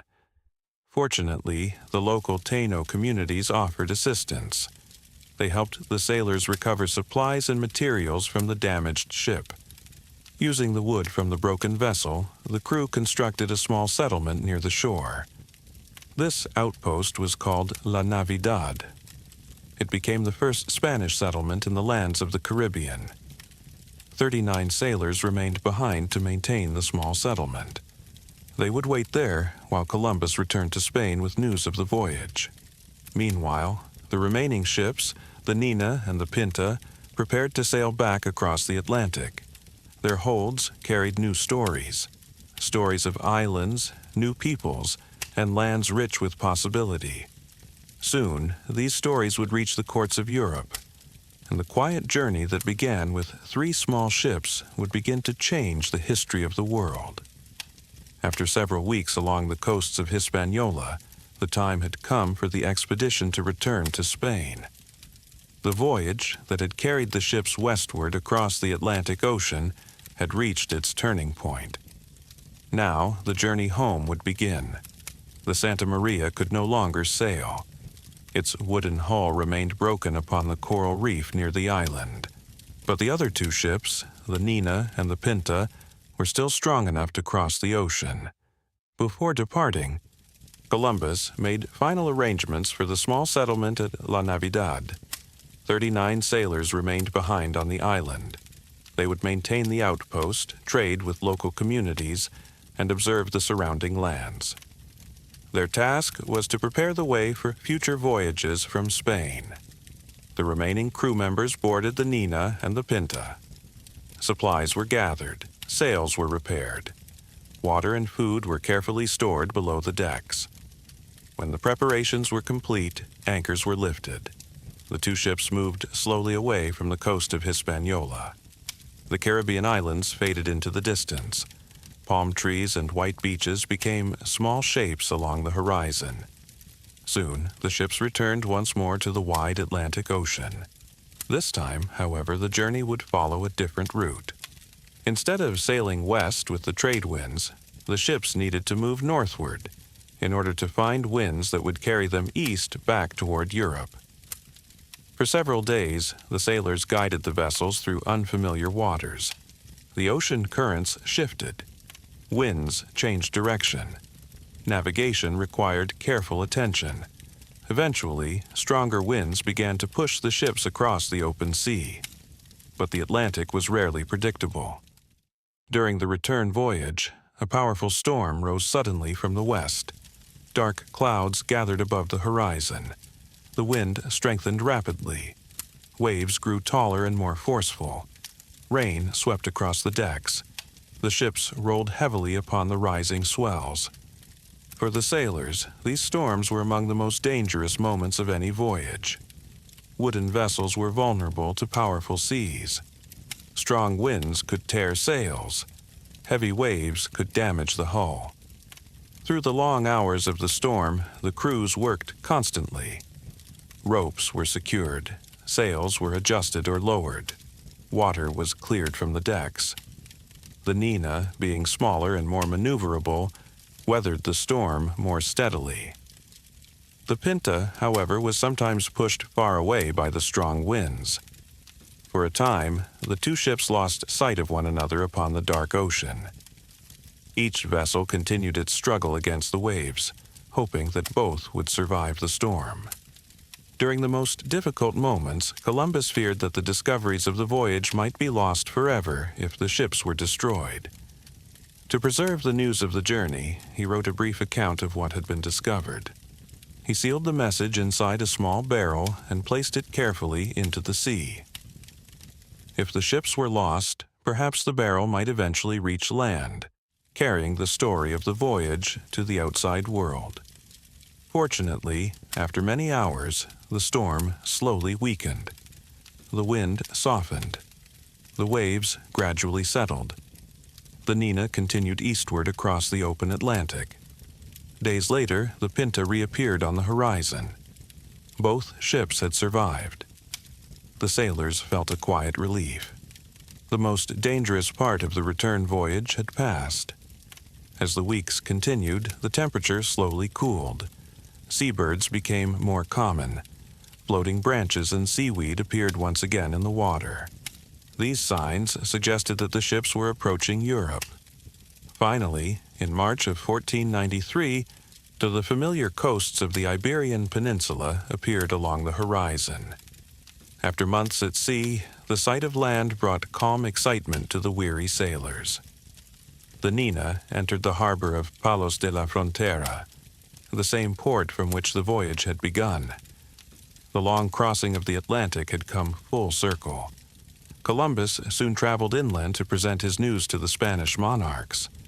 The stories he carried with him described islands, new peoples, and lands that seemed rich with opportunity. At first, few people fully understood what the voyage truly meant. But the quiet journey of 3 small ships had opened a path across the Atlantic Ocean. And from that moment forward, Spain would begin to look beyond Europe, toward a vast new world waiting across the sea. When Christopher Columbus returned to Spain in the spring of 1493, the news of his voyage spread quickly across the country. The journey that had begun quietly from the small harbor of Palos had now become a story that many people wished to hear. Messengers carried word from town to town. Merchants repeated the story in markets. Sailors spoke of distant islands and unfamiliar lands across the Atlantic Ocean. Soon, Columbus traveled inland to meet the rulers of Spain, Queen Isabella of Castile and King Ferdinand of Aragon. The royal court was staying in the city of Barcelona at that time. Columbus arrived with several sailors, along with objects collected during the voyage. Among the items he presented were colorful parrots, woven cotton, small pieces of gold, and plants from the Caribbean islands. He also brought several islanders who had agreed to travel with him to Spain. For the members of the royal court, these objects were fascinating. They offered a glimpse of lands that few Europeans had ever imagined before. Columbus described the islands he had visited. He spoke of clear waters, forests filled with birds, and communities of people living among fertile landscapes. He explained that these islands appeared to lie somewhere near the eastern regions of Asia. Although the exact geography remained uncertain, the voyage suggested something important. A route across the Atlantic Ocean was possible. For Spain, this discovery carried enormous potential. New lands meant new trade, new opportunities, and perhaps access to the wealth of the East. Queen Isabella and King Ferdinand listened carefully to Columbus's reports. They asked questions about the people he had met, the lands he had explored, and the resources he had seen. The monarchs soon decided that the expedition should continue. If the islands discovered by Columbus were truly near Asia, Spain might gain an important advantage in global trade. Plans for a second voyage began almost immediately. This new expedition would be far larger than the first. Instead of 3 ships, a fleet of 17 vessels would sail across the Atlantic. More than 1,000 people would join the journey. Sailors, soldiers, farmers, craftsmen, and priests. Their mission was not only exploration, they would establish permanent settlements in the newly discovered lands. For the first time, Spain began to imagine a lasting presence across the ocean. Throughout the ports of Spain, ships were prepared. Supplies were gathered. Animals, tools, and seeds were loaded aboard the vessels. The docks became busy with activity and anticipation. Carpenters repaired hulls. Sailmakers prepared canvas. Barrels of food and fresh water were stored below deck. Many people were eager to join the expedition. Some hoped to discover wealth. Others wished to travel to lands that few Europeans had ever seen. As preparations continued, maps began to change. Cartographers added new islands to the edges of the known world. For centuries, European maps had shown large, empty spaces across the Atlantic Ocean. Now, those spaces began to fill with new names and unfamiliar coastlines. The idea of a wider world slowly entered the imagination of Europe. Scholars debated the geography of these discoveries. Merchants considered new trading possibilities. Sailors wondered what other lands might lie beyond the islands Columbus had seen. Yet despite this excitement, much of Europe still did not realize how significant the discovery would become. At the time, many believed that Columbus had simply reached islands near the outer edges of Asia. The true scale of the continents across the Atlantic remained unknown. Still, Spain moved forward with its plans. By the autumn of 1493, the new fleet was ready. 17 ships waited in the harbor of Cadiz. Their sails were folded neatly. Their cargo holds were full. Soon, they would cross the Atlantic, following the path that Columbus had opened. This second voyage would begin a new chapter in the relationship between Spain and the lands of the Caribbean, and with each passing year, more ships would follow. The quiet discovery of distant islands was slowly becoming something far larger. A connection between continents. A bridge across the Atlantic Ocean. One that would soon carry people, ideas, goods, and histories between the Old World and the New. By the autumn of 1493, the harbor of Cadiz was filled with ships.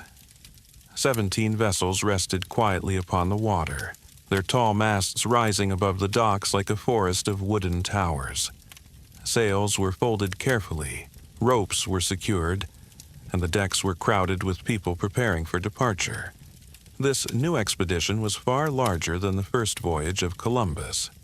The small fleet of 3 ships that had crossed the Atlantic only a year earlier had now grown into a much larger undertaking. More than 1,000 people would travel on this journey. Sailors and navigators, of course, but also farmers, carpenters, priests, soldiers, and craftsmen. Many hoped to build new communities in the lands across the ocean. Supplies were loaded aboard the ships. Barrels of grain, dried meat, fresh water. Seeds for planting crops. Animals were also brought along.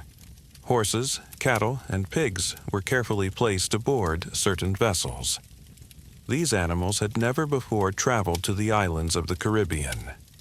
Their arrival would slowly change the landscapes of those distant lands.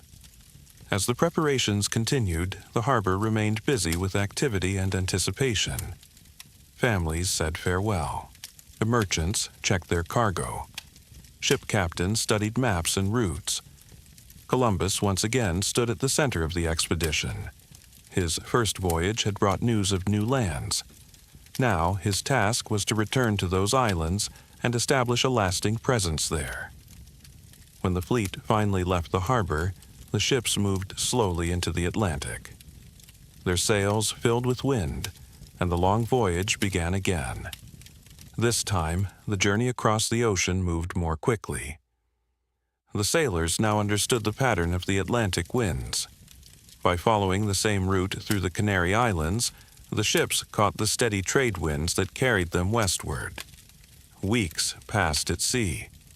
The ships traveled together in a wide formation across the water.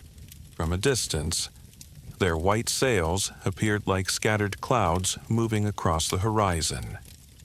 Eventually, the islands of the Caribbean began to appear once again. But when Columbus returned to the settlement at La Navidad, he found that the small outpost had been destroyed.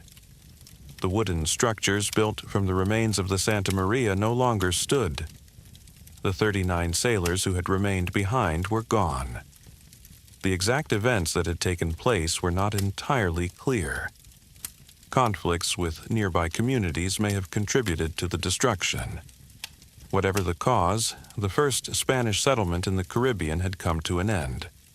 Columbus soon decided to establish a new colony in another location on the island of Hispaniola. The site chosen for the settlement was called La Isabela, named in honor of Queen Isabella. There, the Spanish settlers began to build houses, storehouses, and fortifications. Fields were cleared for planting crops. Animals were brought ashore. Gardens were planted in the fertile soil. For the settlers, life in the new colony was often difficult. The climate was unfamiliar. Tropical rains could be heavy and sudden. Food supplies were sometimes uncertain, and the surrounding forests were dense and challenging to explore. Still, the settlement slowly grew. Ships continued to arrive from Spain with new supplies and settlers. Trade began to develop between the colony and the islands nearby. During this time, Spanish explorers also began to travel farther across the Caribbean. They sailed between islands, mapped coastlines, and searched for valuable resources. Gold, in particular, captured their attention. Small pieces of gold had already been seen among the objects traded by the island communities. These discoveries encouraged the explorers to search deeper into the interior lands. As exploration expanded, the Spanish presence in the Caribbean continued to grow. New towns were planned, roads were cleared through the forests, and ships moved regularly between Spain and the islands across the Atlantic. Without fully realizing it, the explorers had begun to create something entirely new, a permanent connection between Europe and the lands of the Western Ocean. Across this connection, people, animals, plants, and ideas would begin to move between continents. This exchange would reshape both worlds. And while these early colonies remained small and uncertain, they marked the beginning of Spain's growing empire across the Atlantic, an empire that would soon expand far beyond the quiet islands of the Caribbean Sea. As the Spanish settlements in the Caribbean slowly began to grow, a new pattern of travel started to form across the Atlantic Ocean. Ships no longer crossed the sea only as rare expeditions. Instead, the ocean itself was becoming a regular route of connection between distant worlds. Each year, more vessels sailed westward from the ports of Spain. They carried settlers, tools, seeds, and animals. Farmers, craftsmen, soldiers, and priests joined the long voyages across the water. At the same time, other ships began the journey eastward, returning from the Caribbean islands. These vessels carried stories of unfamiliar lands, along with objects and materials that had never before appeared in Europe. Among the most surprising discoveries were new plants and foods. Some sailors brought back small samples of crops they had seen growing in the islands. There were unfamiliar fruits, strange beans and roots, and grains that had been cultivated by island communities for generations. Although many Europeans did not yet understand their value, some of these plants would eventually travel across Europe and far beyond. In the opposite direction, European plants and animals also began to arrive in the Caribbean. Horses stepped onto the islands for the first time. Cattle and pigs followed. Wheat, grapes, and other crops were planted in the new settlements. Slowly, the natural landscapes of the Caribbean islands began to change. Fields were cleared. Gardens expanded, and animals introduced from Europe moved through forests and valleys where they had never existed before. This movement of plants, animals, and people created a new relationship between continents. The Atlantic Ocean, once seen as a distant barrier, was becoming a bridge. Through that bridge, two worlds were beginning to exchange their resources, their ideas, and their histories. Ships also carried knowledge. Maps were updated. Navigators learned new ocean currents and wind patterns. Routes across the Atlantic became more reliable with each passing voyage. Spanish ports such as Seville and Cadiz grew busier with activity. Merchants prepared cargo. Shipbuilders constructed new vessels. Warehouses filled with goods awaiting transport across the ocean. Meanwhile, in the Caribbean colonies, a daily life continued to develop. Settlers built houses from local wood and stone. Churches were constructed near the centers of growing towns. Fields of crops stretched outward from the settlements. Some settlers searched the rivers and hills for gold. Others focused on farming and trade. Small communities appeared across several islands. Yet, life in these early colonies remained challenging. Tropical climates were unfamiliar to many Europeans. Diseases spread easily. Food supplies were sometimes uncertain. Despite these difficulties, ships continued to arrive. New settlers replaced those who returned to Spain. Gradually, a permanent Spanish presence began to take shape in the Caribbean. And with that presence came a growing curiosity about the lands that might lie farther west. Explorers heard stories from island communities about distant coasts and large mainland territories. These stories described rivers, forests, and powerful kingdoms beyond the islands. To the Spanish explorers, such reports suggested that much larger lands remained undiscovered. The Caribbean islands might only be the beginning. And so, even while the first settlements continued to grow, new expeditions were already being planned. Sailors prepared to travel farther into the unknown. They would follow the coastlines of newly discovered lands. They would search for cities spoken of in distant rumors, and they would attempt to understand the vast geography of the Western Ocean. What began as a small voyage of exploration was slowly becoming a wider movement, a growing network of travel, trade, and settlement across the Atlantic world. Soon, Spanish ships would begin to reach the mainland coasts of the American continents. There, they would encounter civilizations far larger and more complex than the island communities of the Caribbean. Great cities, vast empires, and cultures that had developed for centuries across mountains, jungles, and valleys. The story of Spain in the Western world was about to enter an entirely new chapter. A chapter filled with cities of gold, mountain kingdoms, and encounters between civilizations that would reshape the history of the world. Chapter 3. Cities of Gold and Silver. Far beyond the islands of the Caribbean, across wide stretches of ocean and long coastal journeys, there existed lands vast and ancient. These were the mainland regions of the Americas, years where civilizations had developed for many centuries before the arrival of European ships. Among the most remarkable of these civilizations was the Aztec world. At the center of this civilization stood a city unlike any other in the Americas.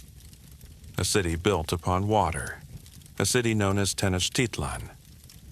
The city stood in the middle of a great lake in a high valley surrounded by mountains.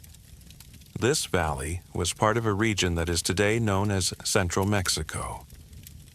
Long before Spanish explorers ever approached these lands, the Aztec people had established a powerful society there. Their capital city rested upon a network of islands within Lake Texcoco.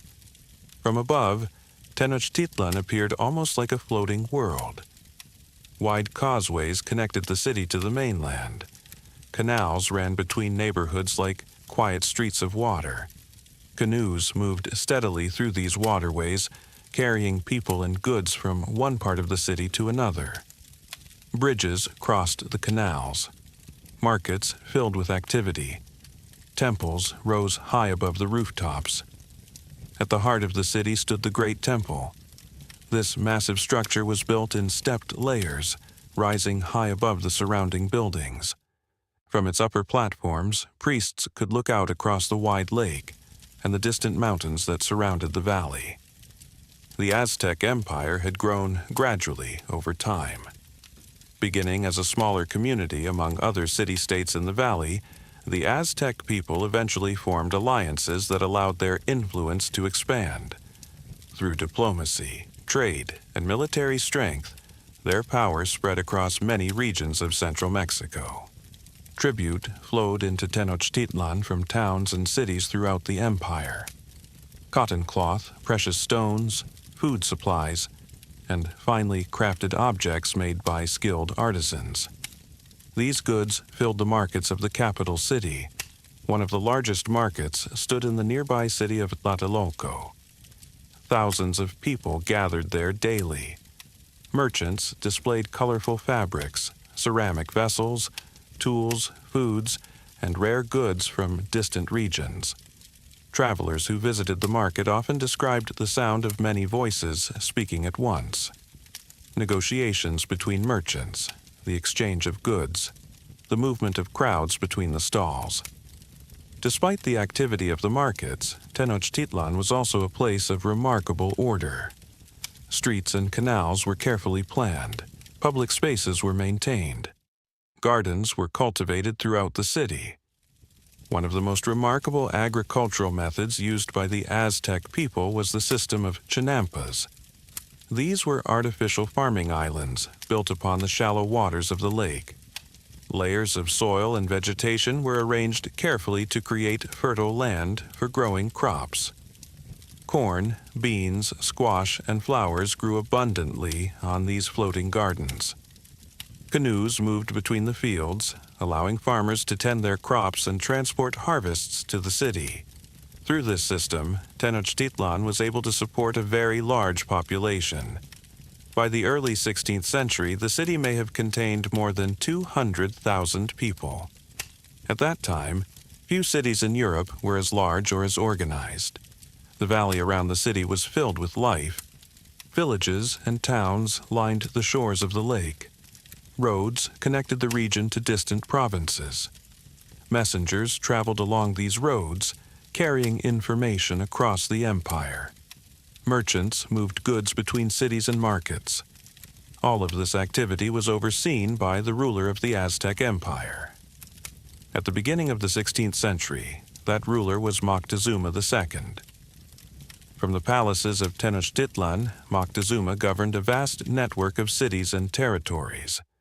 Envoys from many regions traveled to the capital bringing tribute and reports. Within the city, life followed a steady rhythm. Markets opened each morning. Canoes moved quietly through the canals. Farmers tended their chinampas. Priests performed ceremonies within the great temples. For generations, Tenochtitlan stood as one of the greatest cities of the Americas. Yet far away, beyond the eastern horizon, ships from Spain were slowly moving closer to the mainland. Explorers had begun to hear stories of powerful kingdoms beyond the Caribbean islands. Stories of cities filled with wealth. Stories of rulers who governed vast lands. These stories would soon draw a Spanish expedition toward the shores of Mexico. And when that expedition arrived, the quiet waters of Lake Texcoco would reflect one of the most dramatic encounters in the history of the New World. By the early years of the 16th century, Spanish settlements in the Caribbean had grown more stable. Ships traveled regularly between the islands and Spain. Explorers had begun to look farther west, toward the mainland coasts of the American continents. Stories traveled between sailors and settlers. They spoke of large lands beyond the islands, of powerful kingdoms and cities filled with people, of rivers, mountains, and rich markets deep within the interior. These stories sparked curiosity among many Spanish explorers. One of the men who listened carefully to these reports was Hernán Cortés. Cortés had arrived in the Caribbean as a young man. Like many others, he had hoped to find opportunity in the newly discovered lands. He worked for several years within the Spanish colony of Cuba, learning about the geography of the region and the cultures of nearby islands. Over time, he became interested in organizing an expedition to explore the mainland to the west. In the year 1519, Cortés gathered a small fleet of ships along the coast of Cuba. The expedition was modest in size. Only 11 ships sailed with him. On board were roughly 600 men. They carried horses, weapons, supplies, and tools. Their goal was exploration, though many hoped that wealth might also be found. When the fleet finally left Cuba, the ships moved slowly westward across the Caribbean waters. Warm winds filled the sails. The coastline of the mainland gradually appeared along the distant horizon. Soon, the expedition reached the shores of what is now Mexico. The land that greeted them was vast and varied. Long beaches stretched along the coast. Beyond them, dense forests covered the interior. Rivers flowed down from distant mountains. Small communities lived in villages along the shoreline. These coastal peoples were part of a wider network of societies connected to the powerful Aztec Empire far inland. When Cortés and his men stepped ashore, they began to gather information about the lands beyond the coast. Through interpreters and gestures, they learned of a great city located deep within the mountains. A city built upon water. A city ruled by a powerful emperor. This city was Tenochtitlan. The stories of this place captured the attention of the Spanish explorers. They heard that markets there were filled with goods, that temples rose high above the city, and that roads connected the capital to distant regions of the empire. For Cortés, these reports suggested that a powerful civilization lay waiting in the interior, but reaching that city would not be simple. Between the coast and the valley of Tenochtitlan stood mountains, forests, and territories governed by many different communities. Some of these groups were loyal to the Aztec rulers. Others resented the tribute they were required to send to the empire. As Cortés traveled inland, he encountered several of these groups. Some communities greeted the expedition with curiosity.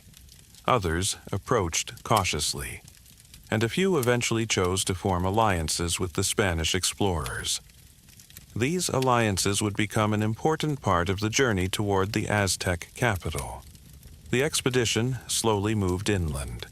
Soldiers, allied warriors, and guides traveled along ancient roads that connected cities and villages throughout the region. As the explorers climbed higher into the mountains, the climate began to change. Cool air replaced the warmth of the coastal plains. Tall volcanoes appeared along the horizon. Eventually, the expedition reached the high valley of Mexico. From the surrounding hills, the Spanish explorers saw something that few of them had ever imagined. Far below them, spread across the waters of Lake Texcoco, stood the city of Tenochtitlan. White buildings rose above the lake. Long causeways connected the city to the mainland. Temples towered above the rooftops. Canoes moved quietly through the canals. The sight of the city left many of the explorers in silent wonder. It appeared larger than many European cities they had known. Soon, the Spanish expedition would descend into the valley and approach the great capital. And there, in the heart of Tenochtitlan, they would meet the ruler of the Aztec Empire, the Emperor Moctezuma II. After descending from the mountains into the wide valley of Mexico, the Spanish expedition moved slowly toward the great city they had seen from the hills. The road leading across the valley was broad and carefully built. Travelers, merchants, and messengers had used these roads for generations. Now, for the first time, a group of Spanish explorers followed the same path toward the heart of the Aztec Empire. As the expedition approached the lake, the full scale of Tenochtitlan became clearer. The city appeared to rise directly from the water. Causeways stretched across the lake like long stone bridges. Canoes moved steadily through the canals. White buildings and temples reflected sunlight across the surface of the water. Many of the Spanish soldiers had never seen a city like this before. Some later compared the site to the great cities of Europe. Others said the canals reminded them of Venice. But Tenochtitlan was something entirely its own. The causeway leading into the city was wide enough for many travelers. Bridges crossed the canals at several points along the route. These bridges could be removed if the city needed to defend itself. As Cortés and his companions approached the entrance to the city, they were greeted by groups of Aztec officials. These envoys had been sent by the emperor himself. They carried gifts and ceremonial clothing, bright feathers, fine cloth, and ornaments made from precious stones. The envoys welcomed the visitors with formal gestures. Through interpreters, they explained that the emperor had been informed of their arrival. Moctezuma II had ruled the Aztec Empire for many years. From his palaces in Tenochtitlan, he governed a network of cities and provinces across central Mexico. When he learned of the arrival of the Spanish expedition, he faced an uncertain decision. The reports describing the newcomers were unusual. Strangers had arrived from the sea. They traveled with unfamiliar animals. Their clothing, weapons, and ships were unlike anything seen before. Some advisors suggested that the visitors should be welcomed. Others urged caution. In the end, Moctezuma decided to receive the explorers in his capital. And so, as Cortés and his men walked along the causeway, the emperor himself came forward to meet them. Moctezuma was carried in a ceremonial procession. Attendants walked beside him, holding canopies to shade him from the sun. His clothing was finely decorated. Jewels and ornaments reflected the light as he moved. When the procession stopped, the emperor stepped forward. The meeting between the two groups was calm and formal. Cortés greeted Moctezuma with respect. Through interpreters, they exchanged words of welcome.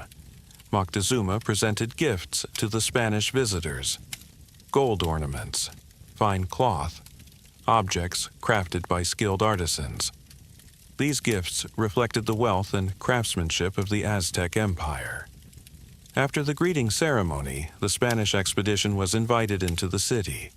The explorers walked across the bridges and entered Tenochtitlan. Inside the city, they saw streets filled with people, markets filled with goods, temples rising high above the rooftops. Canoes moved quietly through the canals. Farmers carried produce toward the markets. Merchants displayed colorful fabrics and finely made tools. Everything seemed orderly and carefully planned. For the Spanish explorers, the city felt astonishingly large. Its population rivaled many of the great cities of Europe. Moctezuma arranged for the visitors to stay within a large palace complex in the city. There, the Spanish expedition rested and observed the life of the capital. Days passed in careful diplomacy. The explorers studied the city. They spoke with local officials. They observed the markets, the temples, and the daily routines of the people. Yet, beneath the calm surface of these meetings, tensions slowly began to grow. The presence of the Spanish soldiers inside the capital created uncertainty. Some Aztec leaders questioned whether the visitors should remain. Meanwhile, the Spanish explorers realized that they stood within the center of a powerful empire. What had begun as a journey of exploration was slowly becoming something far more complicated. And in the months that followed, the quiet balance between the two worlds would begin to shift. The great city of Tenochtitlan, once calm and orderly, would soon face a period of profound change. For a time, life inside the great city of Tenochtitlan continued with a sense of calm. The markets remained busy. Canoes still moved through the canals. Farmers brought food from the floating gardens into the city each morning. Yet beneath this familiar rhythm, the presence of the Spanish expedition began to create uncertainty. The explorers were guests in the city, but they were also strangers with unfamiliar weapons and intentions that few people fully understood. Cortés and his companions soon realized that their position within the capital was fragile. They were far from the coast, deep inside the territory of the Aztec Empire. Their small group of soldiers was surrounded by a vast population. In response to this uncertainty, Cortés made a decision that would change the situation dramatically. Moctezuma, the emperor of the Aztec world, was quietly placed under the watch of the Spanish expedition. Although the emperor continued to appear as the ruler of the city, his movements were now closely observed. Important decisions were influenced by the presence of the newcomers. For many people within the city, this situation was difficult to understand. The emperor remained in the palace, yet the balance of authority had begun to shift. As weeks passed, tensions slowly increased. Some Aztec leaders questioned why the visitors remained inside the capital. Others worried that the presence of foreign soldiers might bring instability to the city. At the same time, events elsewhere in Mexico began to complicate the situation further. News reached the capital that another Spanish expedition had arrived on the coast. This force had been sent by authorities in Cuba to challenge Cortés and regain control of the expedition. Cortés decided to leave the city temporarily to deal with this new arrival. He traveled back toward the coast with a portion of his men. While he was away, the situation within Tenochtitlan grew more uncertain. Misunderstandings increased. Tensions rose between the Spanish soldiers who remained in the city and the Aztec population. Eventually, open conflict broke out. Crowds gathered in the streets. Bridges across the canals were damaged or removed. Movement through the city became more difficult. When Cortés returned, he found the capital in a state of unrest. The Spanish soldiers attempted to leave the city during the night, but the narrow causeways that connected Tenochtitlan to the mainland became places of danger and confusion. Many of the explorers struggled to cross the canals while carrying equipment and supplies. The night was filled with noise, movement, and uncertainty. Eventually, Cortés and his remaining forces managed to escape the city. They retreated to nearby territories where their allies provided support. But the story of Tenochtitlan was not finished. Over the following months, Cortés and his allies prepared to return. This time, their goal was not simply to visit the capital, they intended to capture it. The campaign that followed unfolded slowly. Allied forces from neighboring regions joined the expedition. Canoes and small vessels were built to move across the lake. Gradually, the Spanish and their allies advanced toward the city. The causeways became pathways for the approaching armies. The waters of the lake filled with boats. Inside Tenochtitlan, life became increasingly difficult. Supplies grew scarce. Movement across the city was restricted. The once busy markets grew quieter. The canals that had once carried trade now carried the movement of defenders and messengers. Month by month, the struggle continued. Eventually, after a long period of conflict, the city could no longer sustain itself. In the year 1521, Tenochtitlan finally came under Spanish control. The great capital of the Aztec Empire had fallen. In the years that followed, the city would change dramatically. New buildings would rise upon the ruins of the old. Streets would be rebuilt, and the Spanish colony of Mexico City would grow upon the same island within the lake. Yet, even as the city changed, the memory of the great Aztec capital remained. For centuries before the arrival of European explorers, Tenochtitlan had stood as one of the most remarkable cities in the world. Its canals, temples, and markets had formed the center of a vast civilization, and its story would remain an important chapter in the long history of the Americas. While events were unfolding in the valleys of central Mexico, far to the south, another great civilization was thriving among the mountains of the Andes. These lands stretched across the western edge of South America, where tall mountain ranges rose high above deep valleys and long coastal plains. Within this dramatic landscape, the Inca civilization had built one of the largest empires in the Americas. The Andes Mountains formed the backbone of this world. Snow-covered peaks towered above the sky. Clouds drifted slowly across high plateaus. Rivers carved their way through narrow valleys, carrying water toward the distant Pacific Ocean. Despite the rugged terrain, the Inca people developed a remarkable system of organization across these mountains. Their empire, known as Tawantinsuyu, extended across thousands of kilometers from modern-day Ecuador to northern Chile. Within this vast territory, many different communities lived: mountain villages, highland farmers, coastal traders, forest settlements along the eastern slopes of the Andes. To connect these distant regions, the Inca built an extraordinary network of roads. Stone pathways climbed mountainsides. Suspension bridges crossed deep ravines. Routes stretched across valleys and along high plateaus. This network of roads allowed travelers and messengers to move across the empire with surprising speed. Special runners known as shaski carried messages between cities. Each runner traveled a short distance before passing the message to the next messenger along the road. In this way, news and information could move quickly across the mountains. At the center of the empire stood the city of Cusco. Cusco rested high in the Andes, surrounded by green valleys and distant peaks. The city served as the political and cultural heart of the Inca world. Stone buildings lined its streets. Temples and plazas formed the center of the city, and nearby terraces covered the hillsides where crops were carefully cultivated. The Inca farmers had developed remarkable techniques for growing food in the mountains. Stone terraces stepped down the slopes like giant staircases. These terraces prevented soil erosion and captured precious water.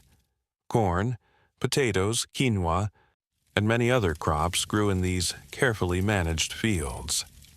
The Inca people also domesticated animals suited to the mountain environment. Llamas and alpacas moved across the highlands, carrying goods along the roads. Their wool provided material for warm clothing. Although the Inca Empire did not use written language in the same way as many other civilizations, they developed systems for recording information. One of these systems was known as quipu. Quipus were collections of colored cords with carefully tied knots. Each knot and color represented numbers or categories of information. Through these cords, administrators could track supplies, tribute, and population records across the empire. The organization of the Inca world was remarkable. Communities contributed labor to build roads, terraces, and public buildings. In return, the state organized food storage and distribution. Large storehouses were constructed along the roads. These warehouses held grain, textiles, and tools. During times of hardship, these supplies could be shared with communities in need. At the center of this system stood the emperor, known as the Sapa Inca. He was regarded not only as a political ruler, but also as a sacred figure connected to the gods. From Cusco, the emperor and his advisors guided the affairs of the entire empire. For many generations, this system allowed the Inca world to grow steadily stronger. Yet, during the early 16th century, the empire faced a period of unexpected change. A conflict between two rival heirs to the imperial throne created a civil war within the Inca realm. Two brothers, Atahualpa and Huáscar, competed for control of the empire. Their struggle weakened the unity of the Inca world, and while this conflict unfolded across the Andes, news began to arrive of unfamiliar visitors approaching the northern regions of the empire. Strangers from across the sea, travelers with ships, horses, and weapons unknown to the people of the mountains. These travelers were Spanish explorers, and their arrival would soon bring a new and uncertain chapter to the history of the Inca Empire. In the early 16th century, while the great empire of the Inca stretched across the Andes Mountains, Spanish explorers were slowly moving farther south along the western coast of South America. Among these explorers was a man named Francisco Pizarro. Like many others who traveled to the New World, Pizarro had first arrived in the Caribbean islands. Over time, he heard stories about wealthy kingdoms far beyond the northern coasts of South America. These stories spoke of a vast empire hidden within the mountains, a land of cities, roads, and rulers who governed great territories.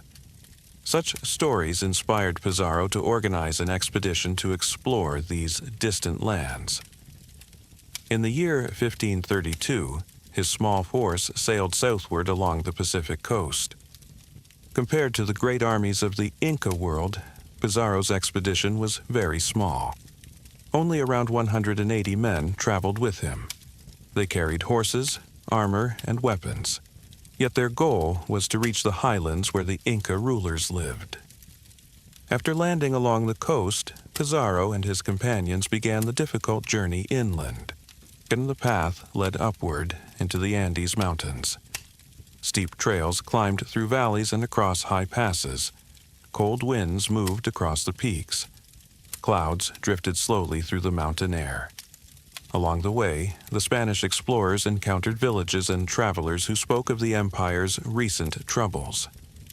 The conflict between the two brothers, Atahualpa and Huáscar, had only recently ended. Atahualpa had emerged victorious, becoming the new ruler of the Inca Empire. Yet the civil war had left the empire weakened. Many regions were still recovering from the struggle. Pizarro soon learned that Atahualpa was staying near a town called Cajamarca. This town rested in a high valley surrounded by hills. When the Spanish expedition arrived in the area, they sent messages requesting a meeting with the emperor. Atahualpa agreed. Perhaps he was curious about these unfamiliar visitors. Perhaps he believed their small group posed little threat to the vast empire he ruled. On the day of the meeting, the emperor entered the town with a large ceremonial procession. His attendants walked beside him, wearing finely woven garments. Musicians and nobles accompanied the procession. The Spanish explorers waited within the central plaza of Cajamarca. The square was wide and quiet. When Atahualpa arrived, he was carried upon a ceremonial litter. His presence commanded attention. The Emperor of the Andes had come to meet the visitors from across the sea. Through interpreters, the Spanish explorers attempted to explain their purpose. But communication between the groups was difficult. Languages, customs, and expectations were very different. Soon, the situation became tense. The events that followed changed the future of the Inca Empire. During the encounter, Atahualpa was taken captive by the Spanish expedition. The emperor was not harmed immediately, but his capture placed the leadership of the empire in a fragile position. From that moment, the balance of power within the Andes began to shift. Although the Inca Empire still contained millions of people, its ruler was now held by a very small group of foreign explorers. In the months that followed, efforts were made to negotiate the emperor's release. Large amounts of gold and silver were gathered from across the empire. Rooms were filled with precious objects as part of the ransom offered for Atahualpa's freedom. These treasures reflected the artistry and wealth of the Inca world. Yet the future of the empire remained uncertain. Gradually, Spanish control expanded across the region. Cities were occupied, new alliances were formed, and the once unified empire of the Andes began to fragment.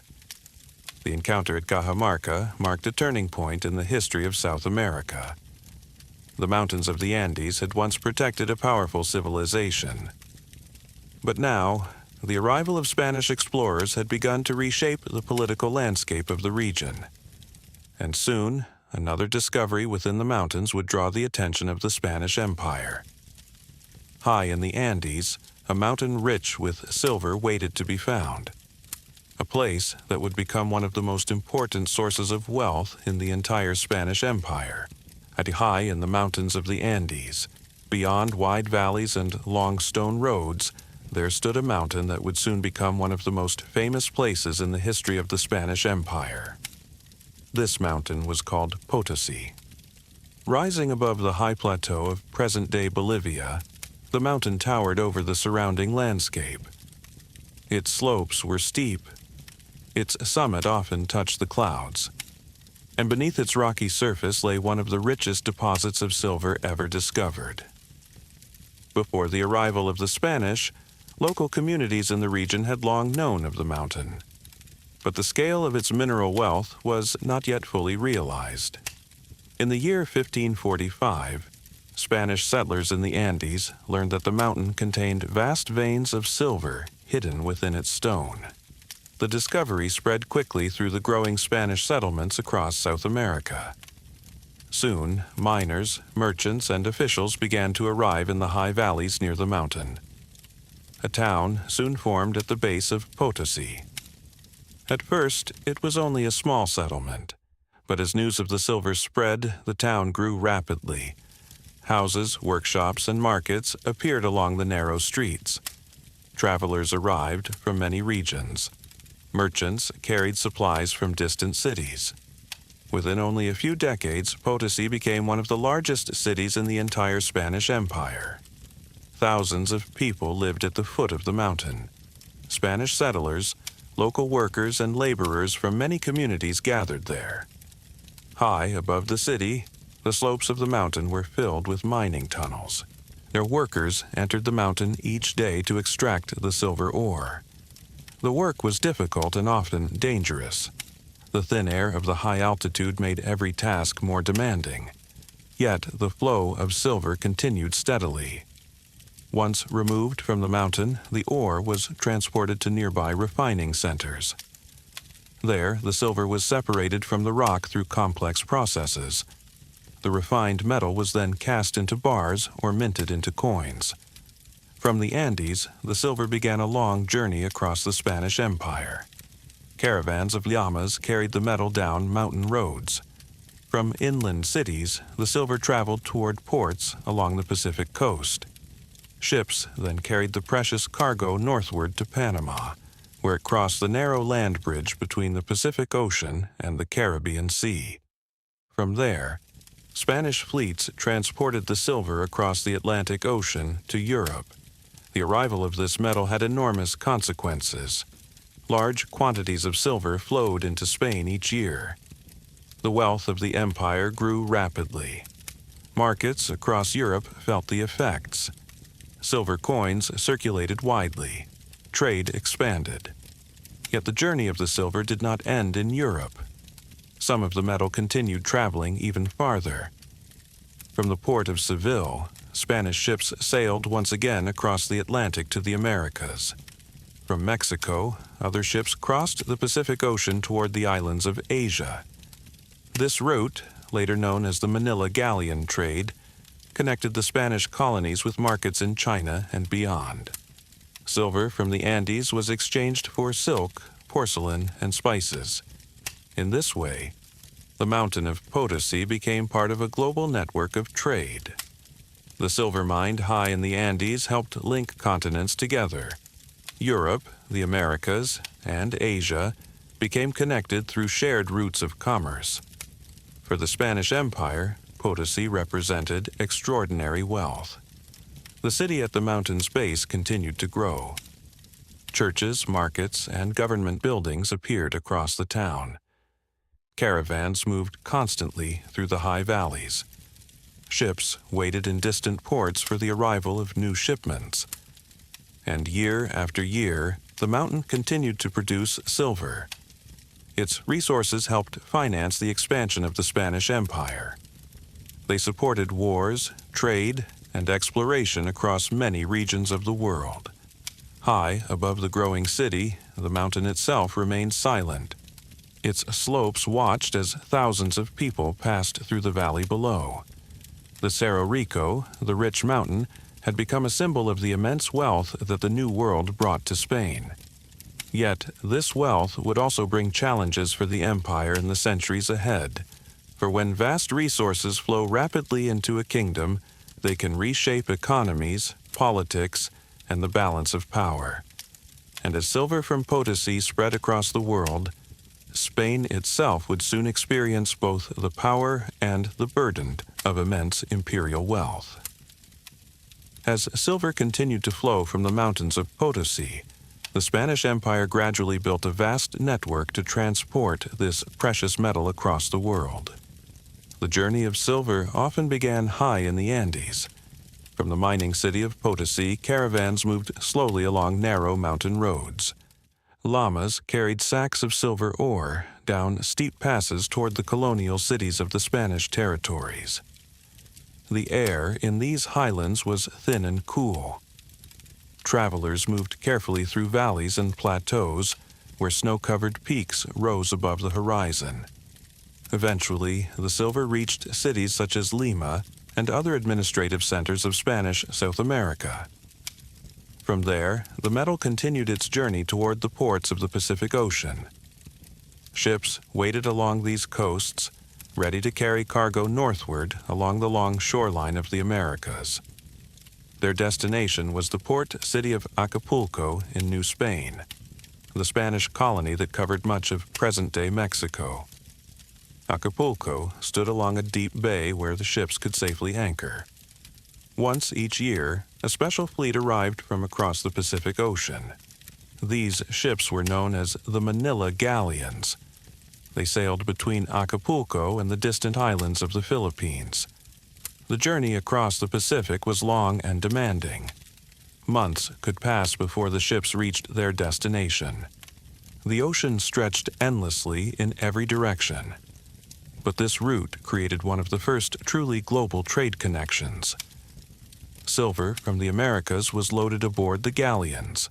The ships then crossed the Pacific toward the city of Manila. Manila served as a great trading center in the Spanish colonies of Asia. Merchants from many regions gathered there.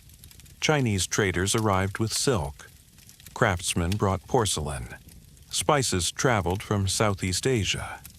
Precious goods moved through the markets. In exchange for these products, Spanish merchants offered silver from the mines of the New World. Chinese merchants in particular valued silver highly. For many decades, large amounts of American silver flowed into the markets of China. Through this exchange, the wealth of the Andes became connected to the economies of Asia. The Manila Galleons returned to the Americas each year, their holds filled with cargo. Silk fabrics, porcelain dishes, lacquered goods, spices, and rare objects. These goods then traveled onward across Mexico. Caravans moved slowly along the royal roads toward the Atlantic coast. In the port of Veracruz, ships prepared to cross the ocean once again. This time, the destination was Spain. Spanish treasure fleets sailed in carefully organized convoys across the Atlantic Ocean. Their cargo holds contained silver, their precious goods from Asia, and products from the colonies. Upon reaching Europe, these goods entered the markets of Seville and other trading cities. Merchants distributed the cargo across the continent. Silk from Asia, porcelain from China, silver coins minted from the metal of the Andes. Through these routes, a vast commercial network emerged. The mountain of Potosí was now connected to Mexico, to Manila, to China, and to Europe. Goods traveled across oceans and continents. ships crossed the Pacific and the Atlantic. Caravans moved across mountains and deserts.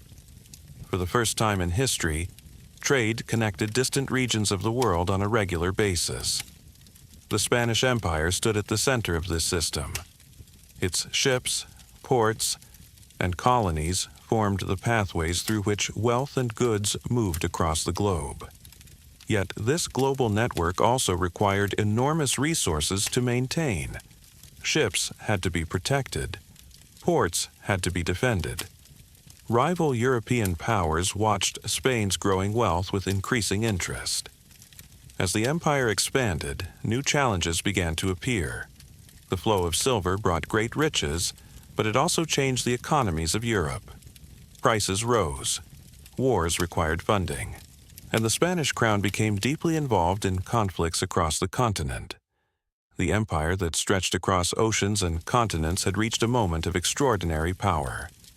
But the winds of history were beginning to shift.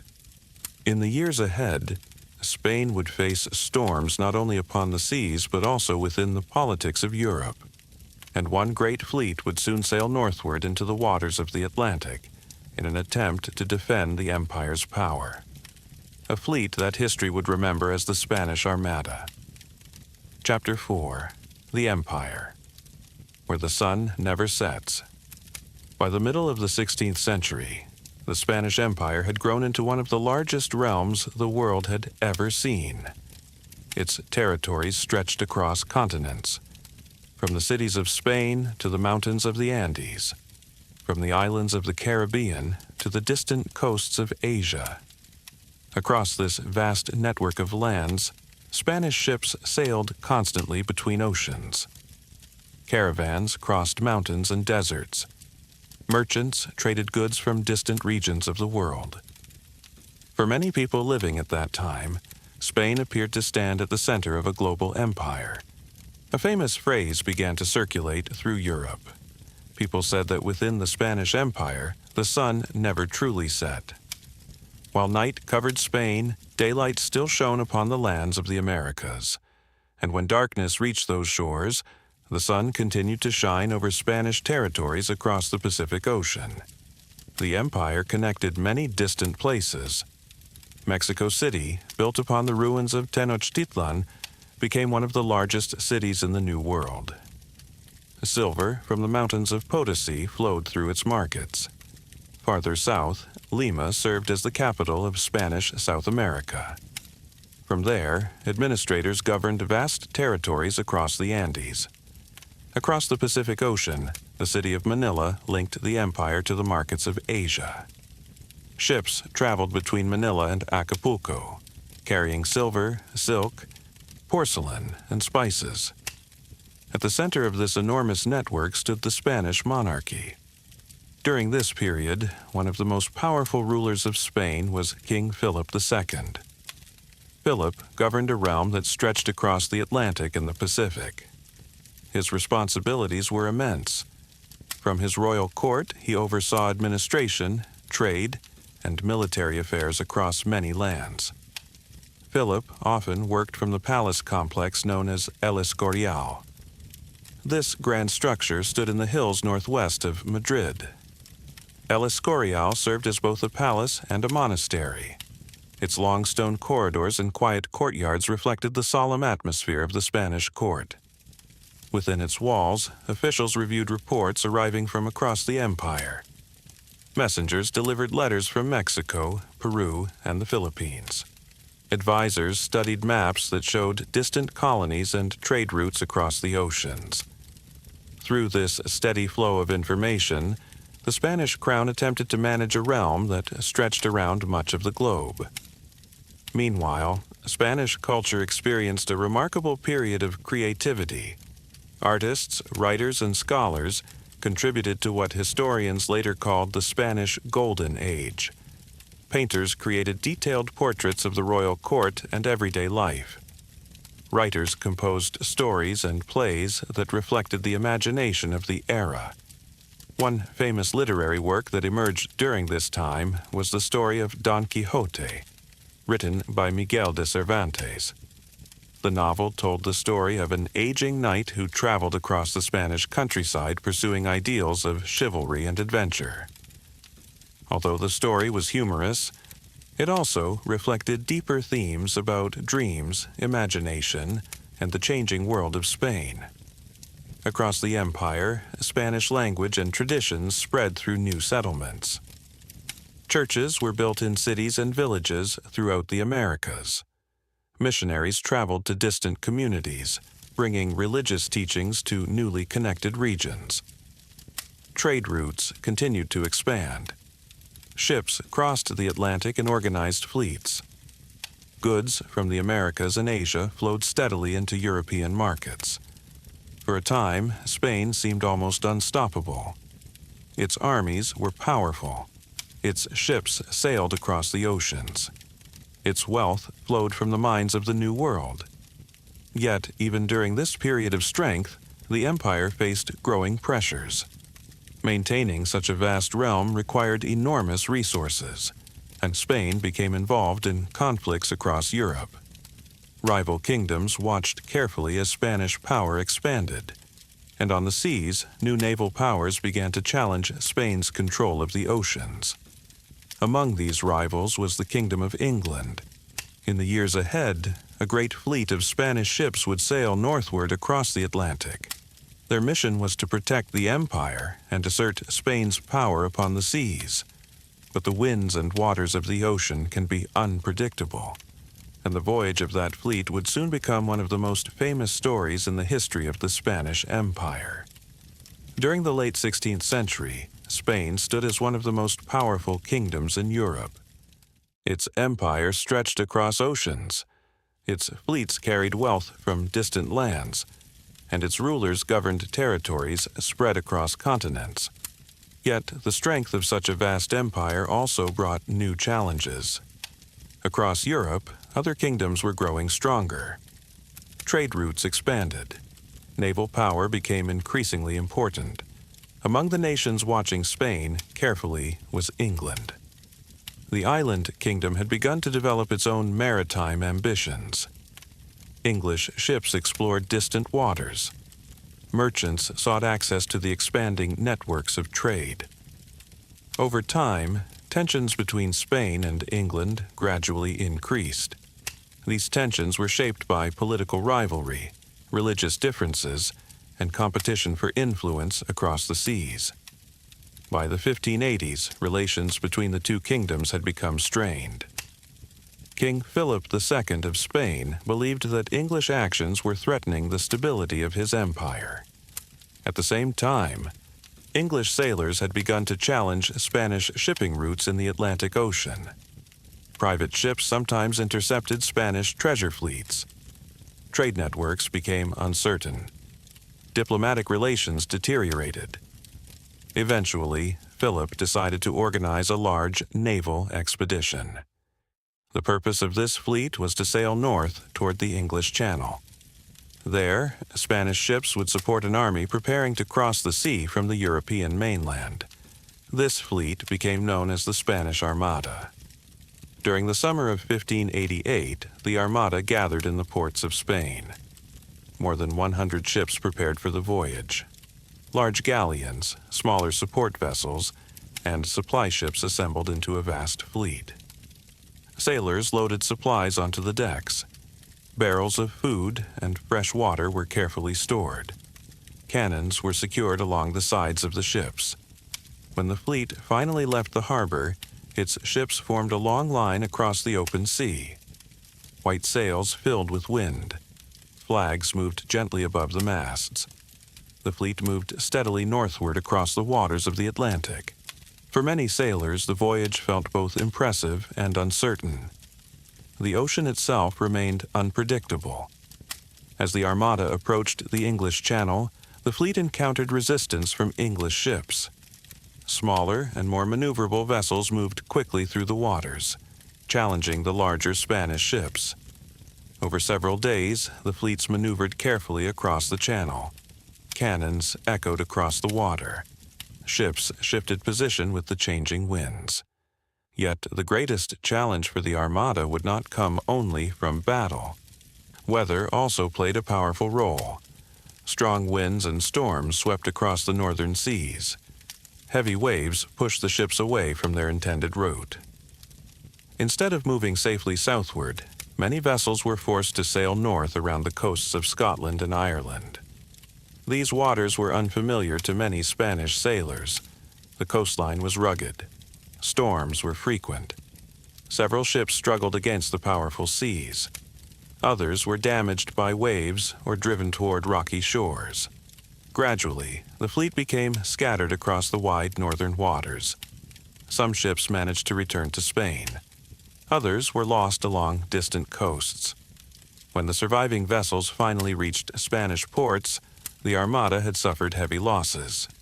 For Spain, the expedition marked an important moment in its history. Although the empire remained powerful, the outcome of the Armada showed that control of the seas could not always be guaranteed.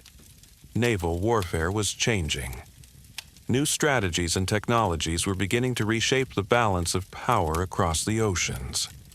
Over the years that followed, other nations continued to expand their own maritime influence. Trade routes grew more competitive. New empires began to rise. Spain still possessed vast territories across the world. Yet the winds of history were slowly shifting. The empire that once seemed unstoppable would gradually face economic pressures, political challenges, and the long passage of time. And as the centuries moved forward, the story of the Spanish Empire would slowly begin to enter its final chapters. As the centuries moved forward, the Spanish Empire remained vast, stretching across oceans and continents. Its cities in the Americas continued to grow. Ships still crossed the Atlantic. Silver still flowed from the mines of the Andes. Yet, beneath this appearance of strength, the empire was slowly beginning to change. History often moves quietly. Empires rarely collapse in a single moment. Instead, they slowly shift, gradually adjusting to new pressures that appear across decades. Spain had built an empire larger than any kingdom in Europe had previously controlled, but maintaining such a realm required enormous resources. Armies had to be funded. Fleets had to be maintained. Administrators had to govern lands thousands of kilometers away. Much of the empire's wealth came from silver mines in the Americas. For many years, this metal flowed steadily into Spain. At first, the wealth seemed endless, but large quantities of silver also had unexpected effects. Prices across Europe began to rise. Economies shifted. The value of money itself gradually changed. Spain found itself spending enormous sums to support wars across Europe. Conflicts in the Netherlands, rivalries with England, struggles for influence in Italy and France. Each of these conflicts required ships, soldiers, and supplies. Over time, the cost of maintaining the empire became heavier than many rulers had expected. Meanwhile, other nations began to expand their own power. The Netherlands developed strong trading fleets. England strengthened its navy. France began to look outward toward new colonies. Across the oceans, Spain was no longer alone. Trade routes became more competitive.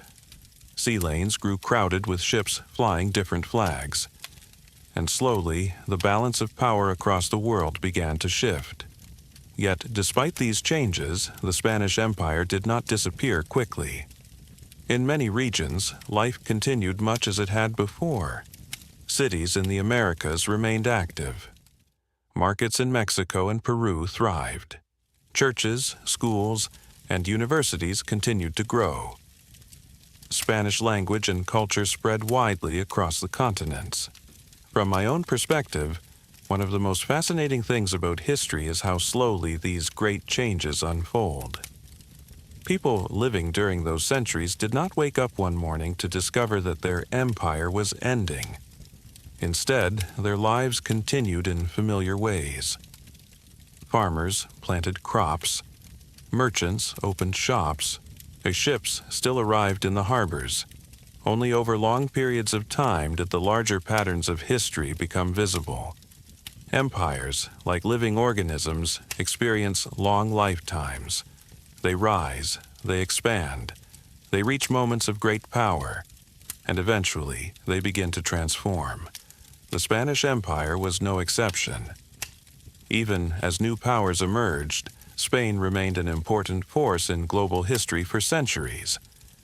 But the age of absolute dominance was slowly passing, and the story of the empire was beginning to shift from expansion to legacy.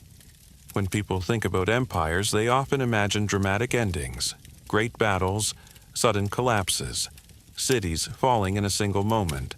But history rarely ends in such a dramatic way. More often, great empires simply fade into the wider flow of time. The Spanish Empire did not vanish overnight. Its territories gradually changed. Some regions gained independence.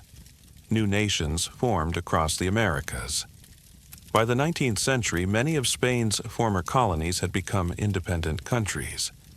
Yet the influence of the empire did not disappear. Even today, the legacy of Spain's long history can be seen across the world. Languages carry that memory. Spanish is now spoken by hundreds of millions of people, from Madrid to Mexico City, from Lima to Buenos Aires. Architecture also tells the story. Plazas, cathedrals, and colonial streets still stand in many cities throughout the Americas. Cultural traditions continue as well. Music, food, and festivals reflect centuries of shared history between continents. In many ways, the empire did not truly vanish. Instead, it transformed into a network of cultures spread across the world. From my own perspective, this may be one of the most interesting lessons that history offers. Power is temporary. Borders change. Empires rise and fall. But culture often lasts much longer. Languages, stories, and traditions continue to travel across generations. The Spanish Empire once connected 3 great oceans and 4 continents. Its ships crossed the Atlantic and the Pacific. Its cities stood high in the Andes and along tropical coasts. Today, those voyages are long finished. The great treasure fleets no longer sail. The silver roads through the mountains are quiet. But the world that emerged from those centuries of connection is still with us. If you walk through the streets of an old colonial city, or hear Spanish spoken in a distant place, you are hearing echoes of that long history. And perhaps that is the quiet truth about empires. They do not simply disappear. They dissolve slowly into the cultures, languages, and lives of the people who came after them. The story of the Spanish Empire is not only a story of conquest or wealth, it is also a story about how distant parts of the world became connected. And as we reach the end of this long journey through history, the oceans that once separated continents seem a little smaller. So now, as the night grows quiet and the story gently comes to rest, you can imagine those distant ships sailing slowly across calm water, their lanterns glowing softly against the dark horizon. And somewhere far away, beneath the stars, history continues its quiet journey through time. And before you drift completely into sleep, if you enjoy these quiet journeys through history, you can gently subscribe to the channel, so these stories can find you again on another quiet night. There are many more long histories waiting here, ready to keep you company when the world grows quiet. For now, rest well, and let history fade softly into your dreams.